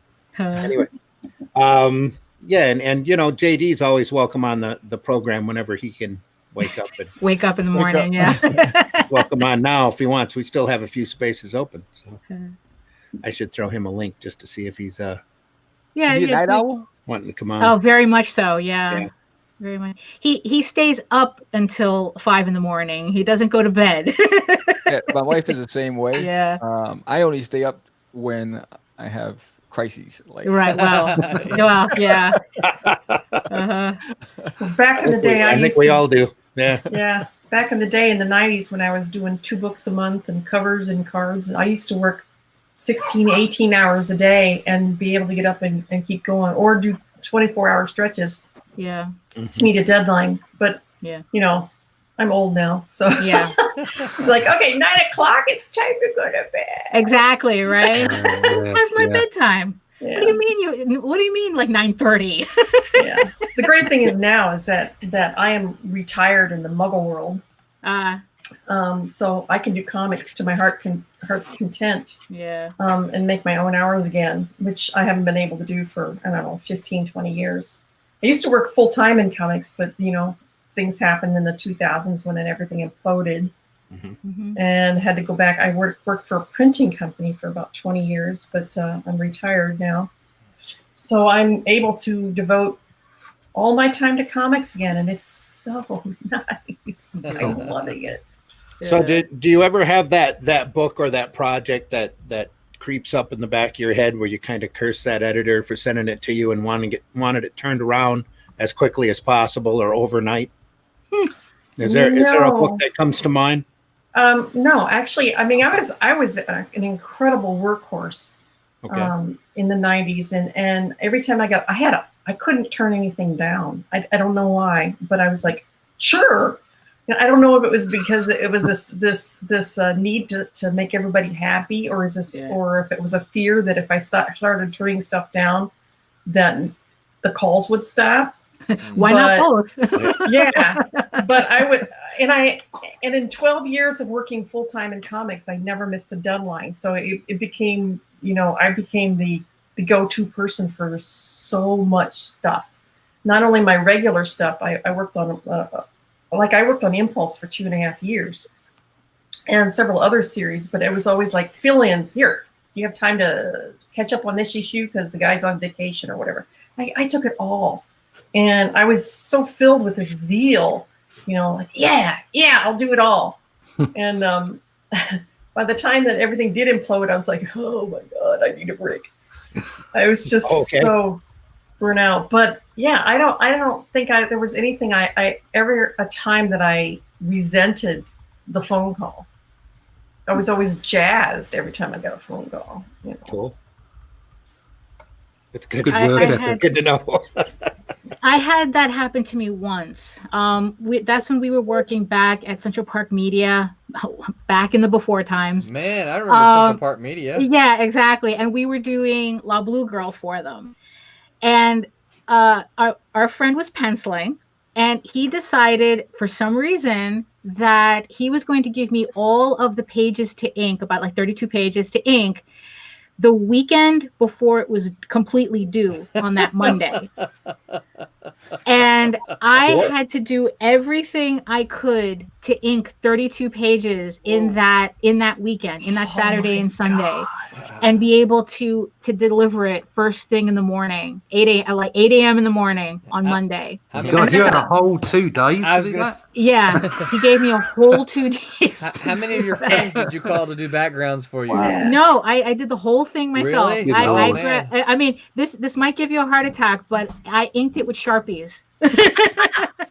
I was so desperate to get it done that I just grabbed Sharpies and I inked with that. And that's back in the days of FedEx, right? Yeah. So you had to make the FedEx. Luckily we were able to hand deliver it. To tell you the truth, I don't remember how we deliver it, just that we got it there. I mean, because CPM, that's just a train ride away for us. That wasn't that bad. It was just like into Manhattan, because I'm in Queens, so it's like Manhattan is like a 20-minute train ride. So, like I said, I don't remember how we got the pages there. All I remember is that I got it done, and I told him never, ever, ever to do that to me again. Yeah, I've never been put in quite that much of a crunch before. That's amazing. Props to you.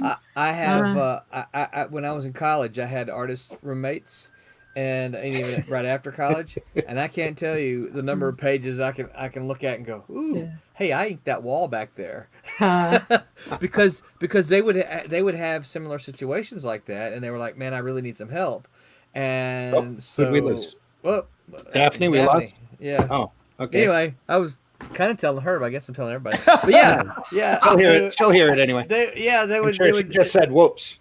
They would essentially hand me the page and say, "See this back here? Do this. Do this in the background." And I'm doing cross hatching and just easy stuff that that I didn't have to know too much about. He'd hand me the pen, right, and he'd hand me the rulers or whatever, and said, "Just do this, right." And I spent hours doing that for some friends.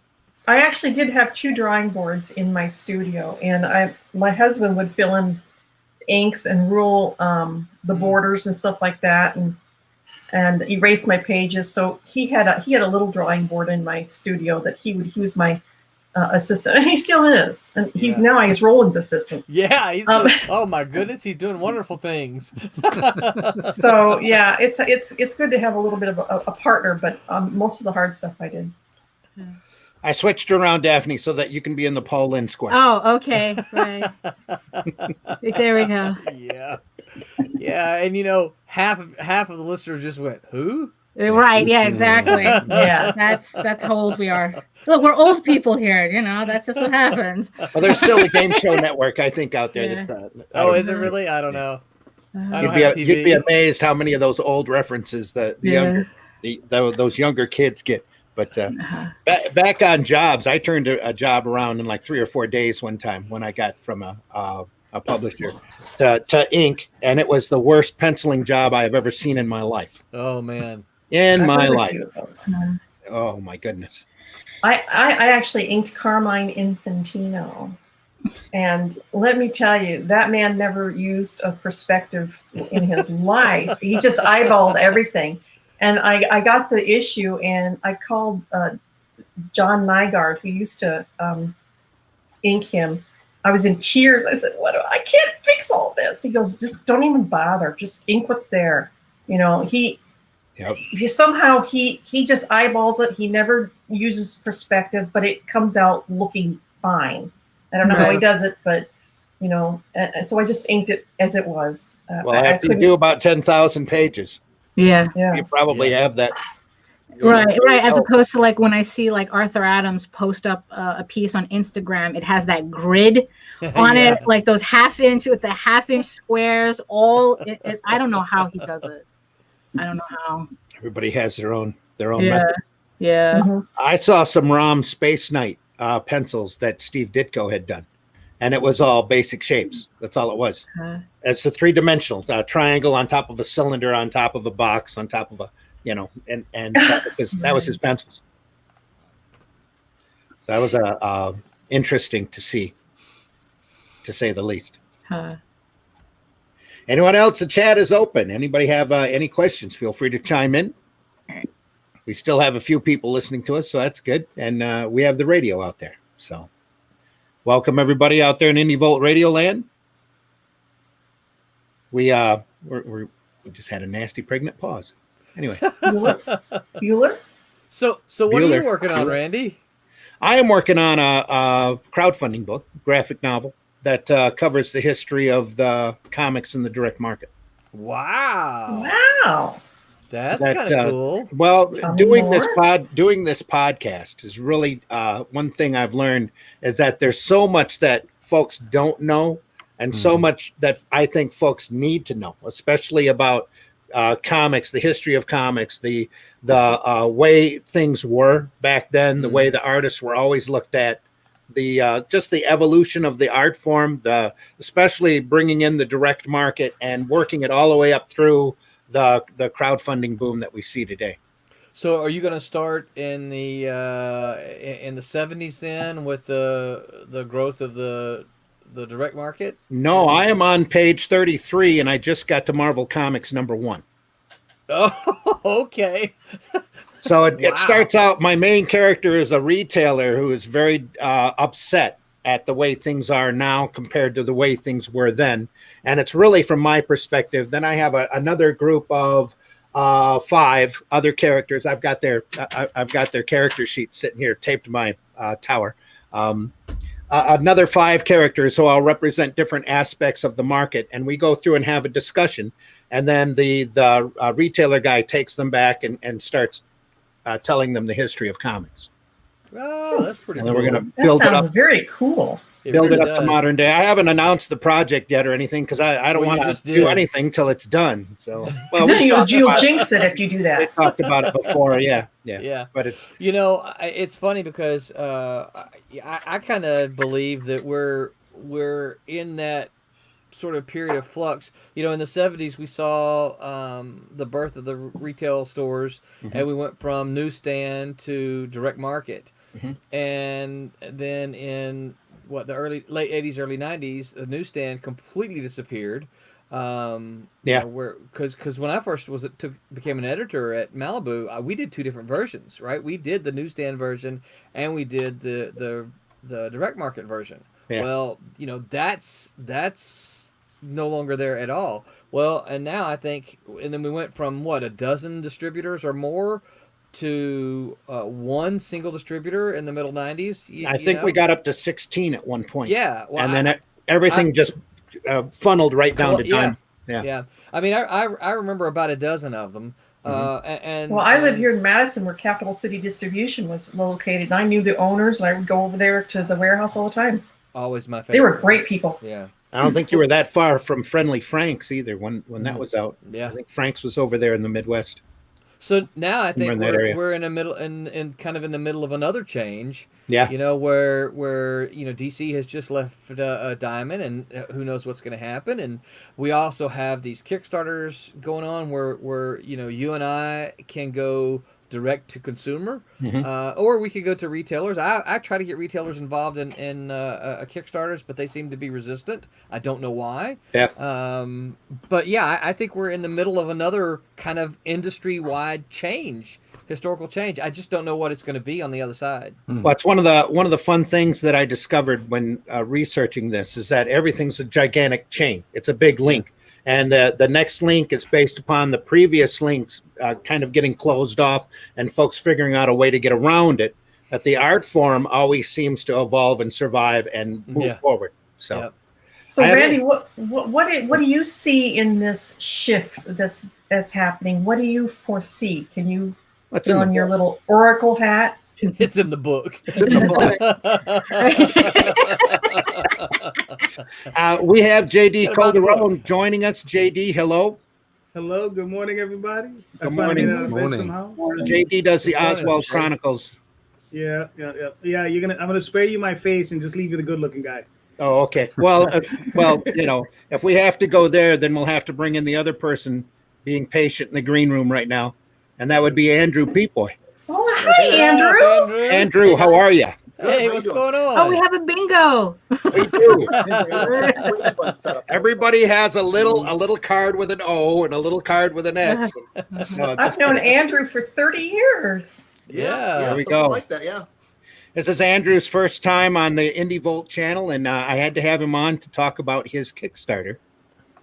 So, Okay. Andrew, why don't we talk about that for a minute? Well, actually, first, Andrew, why don't you introduce yourself to our radio audience? Okay. Tell Well, folks who you are. I'm Andrew Peepoy.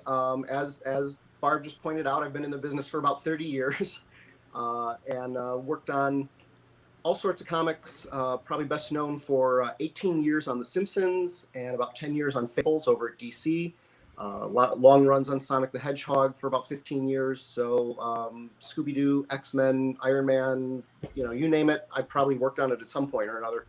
And the Little Orphan Annie newspaper strip. Last year I worked on the Dick Tracy newspaper strips. I do newspaper strips too. Awesome. Yeah. But the reason Randy had me on here is I've got a Kickstarter going on for my very own creation, which Randy used to publish way back when. I did. He did, back in the 90s. And and he's showing the screenshot there of the Kickstarter. So yeah, there it I is have now. this Kickstarter going for for my own creation, The Adventures of Simone and Ajax, who are also 30 years old. This is their 30th anniversary from their very first appearance. Wow. And they are sort of the misadventures of a 20-something girl looking to have fun and adventure, and her best pal, not her pet, but her best pal, a small little green dinosaur. And I can send them anytime or place I feel like sending them. So in this latest collection of stories, because like I said, they've been around for 30 years, so there's been a number of stories. But in this latest collection of stories, we have a pirate adventure, an old West adventure, and then I have a fun little story called Monster Mia, in which they go to Transylvania and meet up with a vampire, a wolfman, and a Frankenstein, and the Frankenstein monster. Sweet. And then of course people have always seemed to have liked the Ajax hard-boiled private eye stories, because he really does look so tough, doesn't he? And so I'm closing out the book with one of those. And of course, as you can see, the little critters, as Randy scrolls across here, and of course, lots of lemmings. Lots of lemmings. Lots of little lemmings. They just sort of have infiltrated the Simone and Ajax stories and sort of play the Greek chorus, always making little comments there, and occasionally saving the day. So because as is pointed out occasionally in the stories, how did they know that they were in trouble? Lemmings always know. So I have a lot of fun with these. If you're looking for something deep and if you're looking for something serious and angsty, this is definitely not it. But if you're looking for something fun, something kind of silly, if you're a big fan of like Bone, Karl Marx's Uncle Scrooge and Donald Duck kind of stories,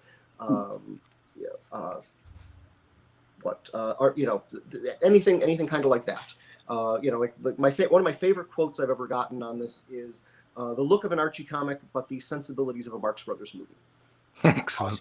So I'm having a lot of fun with it. The Kickstarter's been going as of tomorrow for 2 weeks. It's going pretty well, but I would love it to do even better, because I've got some fun extra stretch goals and fun things in mind. And in fact, as we're recording this on Sunday, so who knows when anybody's listening to this later, but starting tomorrow on the 28th, I'm going to be launching what I call an incentive goal. So I did one of these last week, where on Monday, if I was able to get 25 new physical backers between when I launched it on Monday and noon on Wednesday, 25 random physical backers got an Ajax keychain, a limited edition Ajax keychain. And so this week, what I'm doing is I want to make sure everybody has a chance at something. So I'm doing a special promotion where if between the time I launch it on Monday morning and on noon on Wednesday, if again we can get 25 physical or like full book digital backers in that period, everybody's going to get a PDF of the Simone and Ajax newspaper strip proposal I did years ago that much of those pirate and Western stories are based on. So I want to make sure everybody has a chance to get something fun, including the digital backers. That is awesome. And the book is 128 pages. Yeah, 128 pages with over 100 pages of it is comics. Brand new comics, and it's now a hardcover because we met that stretch goal, and so and then it's going to be filled out with a bunch of extras, like extra little drawings I've done for this little promotion or that promotion, some of my Christmas cards, and what I'm also going to include in here, the people will get to see for the first time, is Ajax's very first appearance back in one of my paintings back in college, because I had this painting assignment, and something that the painting just I followed the teacher's instructions, but as far as what she wanted us to get across in this, and it just seemed to be missing something.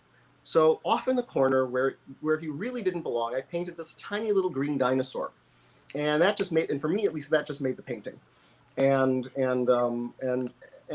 at the time I got it confused. I got Ajax and the name Atlas confused, because I know Atlas supports the world, but for some reason at the time I was confused and thought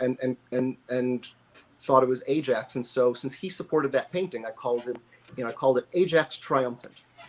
And well, even though I later figured out I had it wrong, I still stuck with that name. The name just sort of stuck, and Ajax just sort of stuck, and he just sort of kept showing up in my doodles, as did Simone, who there was a cute girl who sat next to me in statistics class back in college, and that's what eventually I started doodling cute girls in my really boring class. So that evolved into Simone, and so they just sort of took on a life of their own, and here we are 30 years later after their first appearance. And it's been 10 years since there's been a collection of them, and it's just sort of like, especially right now, the world could use some more fun, some silly jokes, some just ridiculousness to help with the way the world has been these last few months. So I'd already been fortunately planning on doing this year anyway, but it seems like the right time to try to get this out there and finally do something that I've really wanted to do. I mean, I'm grateful for the fact that I've had a 30-year career working on some great stuff, but there's nothing I'd rather work on than these guys. So just telling my silly stories and having a great time. So I'm just glad I have a chance to do so. So yeah, Kickstarter's going. Randy's been showing this. Easiest way to find, easy way to find them is just go to my own website, pepoy.com, pepoy.com. And there's a link as soon as you get there, or go to Simone and Ajax's website, Simone with an E and Ajax.com. And or if you want to try to just remember it, I've got a real easy link that goes directly to the Kickstarter. It's one of those bit.ly links, so bit.ly/Simone and Ajax. And I hope you check it out. And you can actually check out previews of it. I guess I should mention, there's free previews of some of the stories on the Simone and Ajax website. So if you want to, if just looking at what I've got on the Kickstarter page, you're like, but I want to see what it's kind of like to read a little of this, there are previews of the first 2 stories in the book on the Simone and Ajax site. And I can personally tell you that a collection like this of Simone and Ajax is very long overdue. And thanks, Andrew, so much for coming on and showing it off. That's Simone and Ajax on Kickstarter. For all of our radio listeners, do look at it. It's nice. It's a lot of fun. And I'm sure the stories are just absolutely amazing. Yeah, a lot of, like I said, a lot of silly jokes, and just trying to have tell just some ridiculous stories. Mm-hmm. And there's a lot of fun reward levels too. So you can buy just the book, you can get a commission level reward, you can even buy lunch with me. If you actually feel like coming to Chicago. You go back to lunch. There we are. Yep, back to lunch. We were That's talking gorgeous. about people to lunch earlier. That art is just gorgeous. It's just. Thanks. I note that cover reminds me of Strange Tales. Yes, it does, doesn't it? Oh, yeah. That like the old classic Marvel stories that used to have. Absolutely drop dead. Yeah. So good. Yeah, that's what I was going for on that 4th issue cover. Yeah. Oh, what I forgot to mention was, so what everybody's going to get, so they don't have to wait all the way until like March or April when I actually have the printed books in my hands, is I've divided it up into 4 issues. None of the stories are all the same length, so it's not like I planned it out exactly that way. But it's along the way as I finish it. So like over 60% of it's drawn already, and all of it's written in thumbnails. So it's not like I'm just going into this with nothing to show.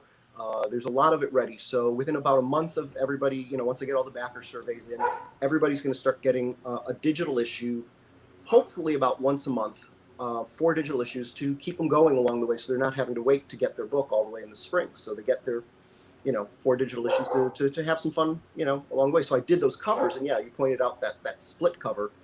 That was definitely an homage to those old Marvel Tales to Astonish, Tales of Suspense covers. Which I love those comics. So fantastic. Yeah, I'm busy looking at your books. Little jealous here and there. Yeah, that's a Milt Caniff on your wall back behind you, right? Oh, no, that is a Frank Johnny Frank Hazard? Robbins, Johnny Hazard Sunday.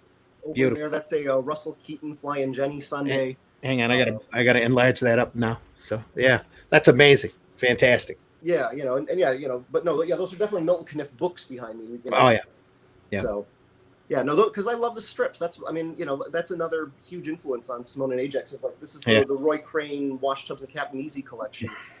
So that's that was he's one of my big influences, and so I just love having that stuff. And but yeah, got to have the good comics around. Got the Peanuts books, got the EC library here on the shelf.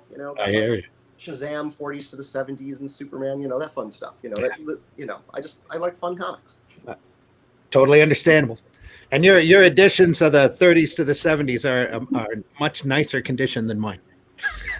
Yeah, I'm amazed the Superman one I had, since I was a kid. So I'm amazed that one is in the shape it is. The Shazam one I could never, that one I couldn't find as a kid. I remember seeing a copy.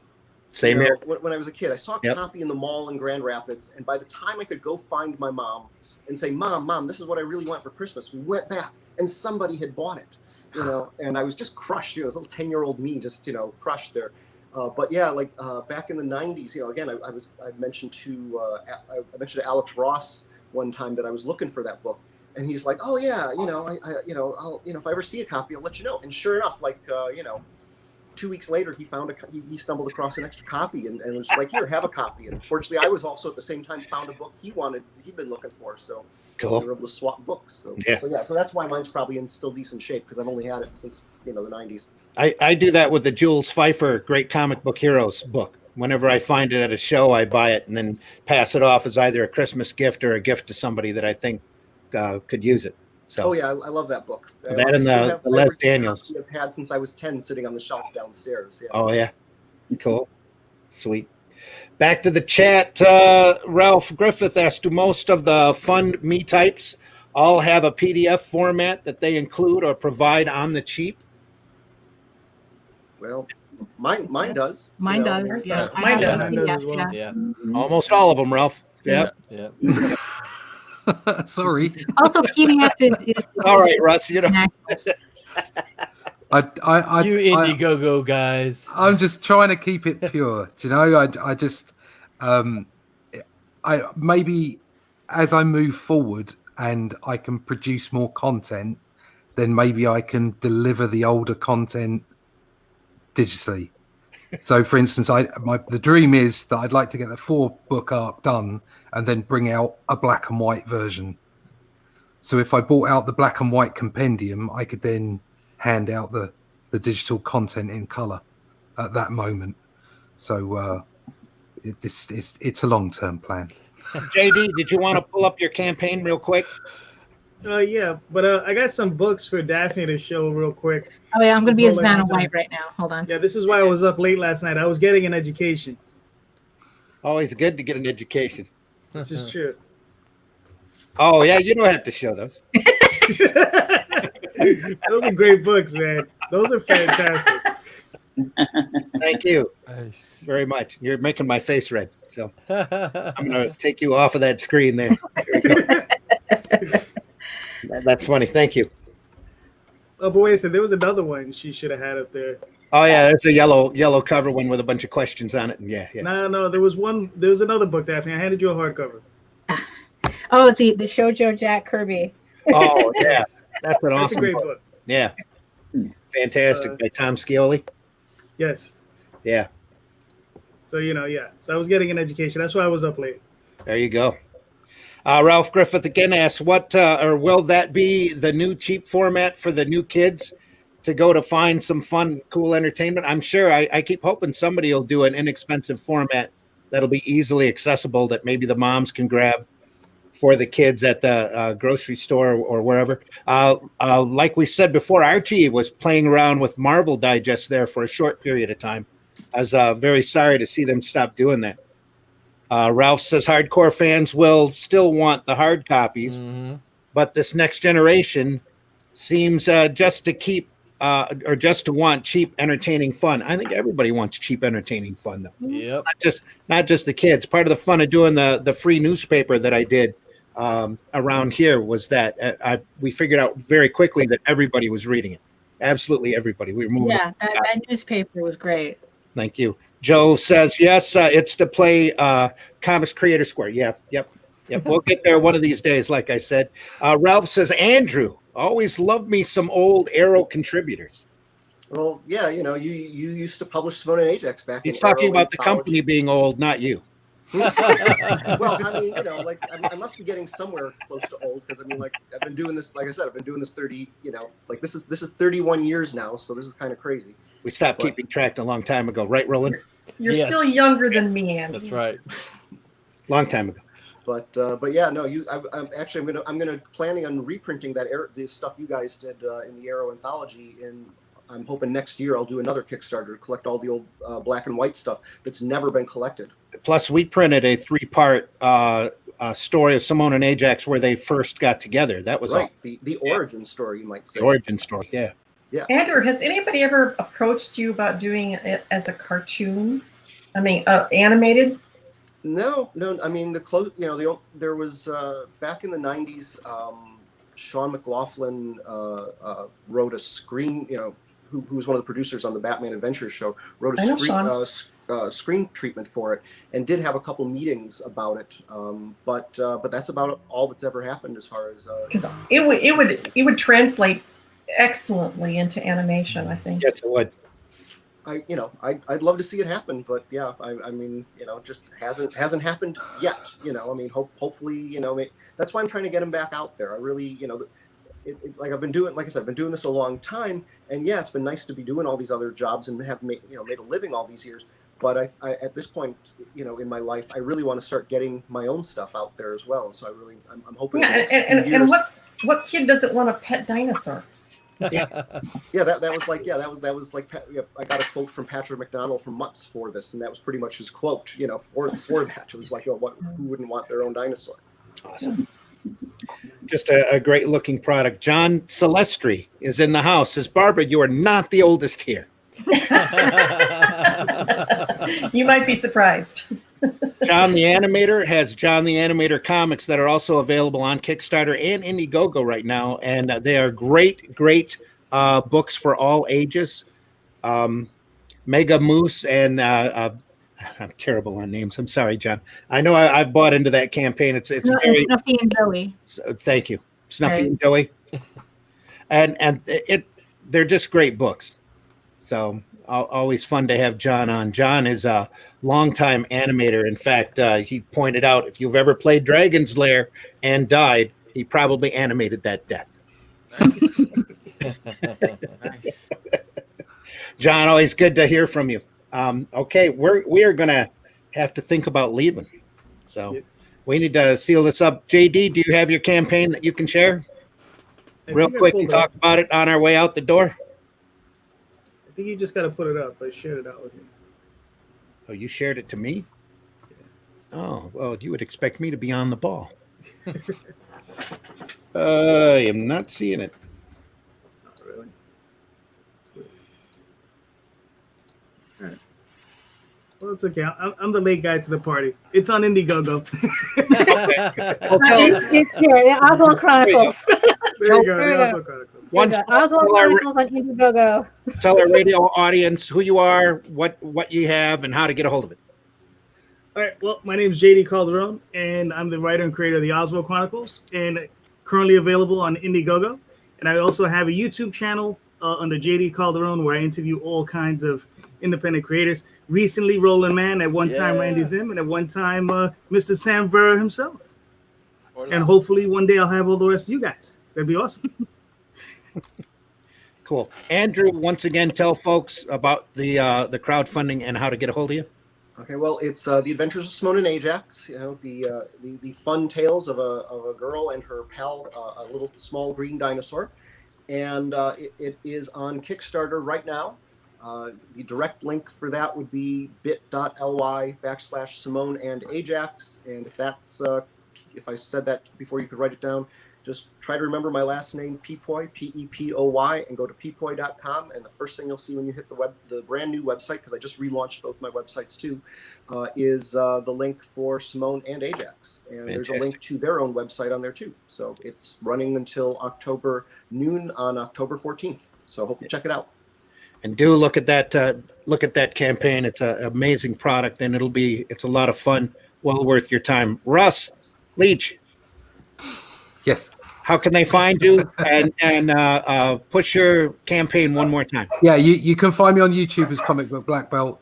You can find me at russleach.com, comicbookblackbelt.com. You can find out about my book, Only Death Can Save Us, at onlydeathcansavus.com. There is a link there to the Indiegogo campaign. We've got the last 5 days this week. You can find me on the Twitter, on the Fleecebook, when it does work, and on Instagram. And I'd love to talk to anyone about comic book art. No drama, just art, comic books. Yeah, hear that. Brent, tell folks how they can get a hold of you. Well, you can find me on brent.vector on Instagram, but you can pick up the first 2 issues of Kayless on indieplanet.com. Just type Kayless, K-A-Y-L-E-S-S into the search. And there I will be. In a couple of months, we'll be rolling out issues 3 and 4 on Kickstarter, probably. Sweet. Something to look forward to. Barbara, how can they find you? I'm the only Barbara Kailberg on the internet, so it's not exactly hard to track me down. Google my name. You'll come up with DeviantArt, Instagram, Twitter, Facebook, and a bunch of about 20,000 other sites. Look me up on Facebook. I'm the only Barbara Kailberg on there too. So Cool. Roland. Yeah, you can find me on Facebook, Roland Man. You can find me on Twitter at Man Roland. But you can also find me haunting the Silverline Comics pages. Silverline has a website, www.silverlinecomics.com, or Silverline Comics has a Facebook page, an Instagram, a Twitter, and all the other places. Most importantly, we do have the Kickstarter running right now. Trump's Book 1 and Cat and Mouse 1 through 3. Trump's is nothing about politics. It's all about playing cards. We've already made funding, and we are trying to work on some fun stretch goals as well. So pop on over and give us a look. We think you're going to like what you see. And Sam, one last time. Yeah, so you can find me. Probably not your last time. But tell us how they can get a hold of your book and who you are. Yeah, so we're currently on Kickstarter, Catch the Crazies, and that's with 2 E's. And you can find me on Catch the Craze anywhere. So just type in Catch the Crazies with a D-A, not a T-H-E. And also crazycomics.com, C-R-A-Z-E-E, comics.com. Awesome. Daphne? Well, to end it off, right? If funny animal fantasy is your thing, go to talltalesonline.com. That's where you'll find all my links to all my social media, and also my galleries, and my current Kickstarter that ends in 4 days, and information about my next Kickstarter coming up in January. And also, if you're into art tutorials, demos, and the occasional live stream, you can also find me on YouTube at Daphne Leitch Art. Oh, and by the way, that's Tall Tales Online, Tall Tales, Tails online.com. Awesome. And I want to thank everybody for stopping in today. Really appreciate it. You've been listening to the Sunday Funnies, part of the Indie Volt radio network and YouTube channel. I am Randy Zimmerman. You can find me on Facebook. I do twit every once in a while under Randy Zim, but I don't twit very often. You are welcome to catch me there. I also have the Zim Geek channel here on YouTube. That's ZIMMGEEK, where I do cartoon instructionals, and we talk every once in a while about comics. But you can also find us here. JD just dropped out. You can also find us here on the Indie Volt channel, indievolt.com. You can listen to Indie Volt Radio at any time when we're not doing podcasts. They're playing a wide variety of alternative and independent music. You can get the app on Google Play at the Google Play Store on Streama, or if you ask Alexa nicely, she might turn over to Indie Volt Radio and let you listen. We also have the Indie Volt Roku channel, where we play crazy movies, your occasional wrestling match, and we also run videos of these podcasts every once in a while. We are always open for your suggestions and comments. Please, you can get a hold of us at IndieVolt Live at indievolt.com. Please include, actually, instead of IndieVolt Live in the subject matter, why don't you put Sunday Funnies and let us know what you think about the broadcast today, or if there's anything that we can do to make it better. We are always willing to listen. Please keep those emails to 90 words or less so that we can put them on a card and run them here. And remember, no question or comment you have is too silly or too serious, because our feedback will be better because of your setback. Hashtag get an education, hashtag IndieVolt. And we are really pressing that 2-hour mark. So I want to thank everybody again for showing up. Sam, Andrew, thanks so much for stopping by. Russ, thanks a lot for stopping by. Silverline, appreciate you deeply. And you're always welcome. All of you are always welcome on. We're going to follow all of your campaigns and push and promote those as much as we possibly can. You're always welcome on the channel to do that. Our next broadcast, you're welcome, Russ. Our next podcast is on Tuesday nights at 9 p.m., where we do the IndieVolt podcast. We are back again Thursday morning at 9 a.m. to do the Breakfast Buzz. The Indie Princess is on Geekgasm at Wednesday night at 9, where we talk about comics from a more hopefully feminine perspective. And we also have the Sunday Funnies here. That'll be back again next week at 9 a.m.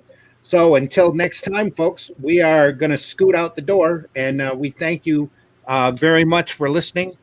We love you all. Thanks again. Stay safe. Any last words from anyone? Catch the craze. Get Simone and Ajax. Check out Only Death Can Save Us, The House of Bob, Trumps and Cat and Mouse, and the Oswald Chronicles. Thank you, everybody. Yeah, Thank you. great call. Thanks, everyone. It's really Ciao. cool. Thanks again for listening, everyone. Stay safe. Thanks for being here. Now, every Sunday morning, and that is the wrong one. Oh, leave it to me to hit the wrong thing. Slick. Always. Oh, I know what we did wrong. Oh, how terrible. Coordination, folks. Coordination and transparency. That's what keeps us rolling. Thanks again, everybody. Take care.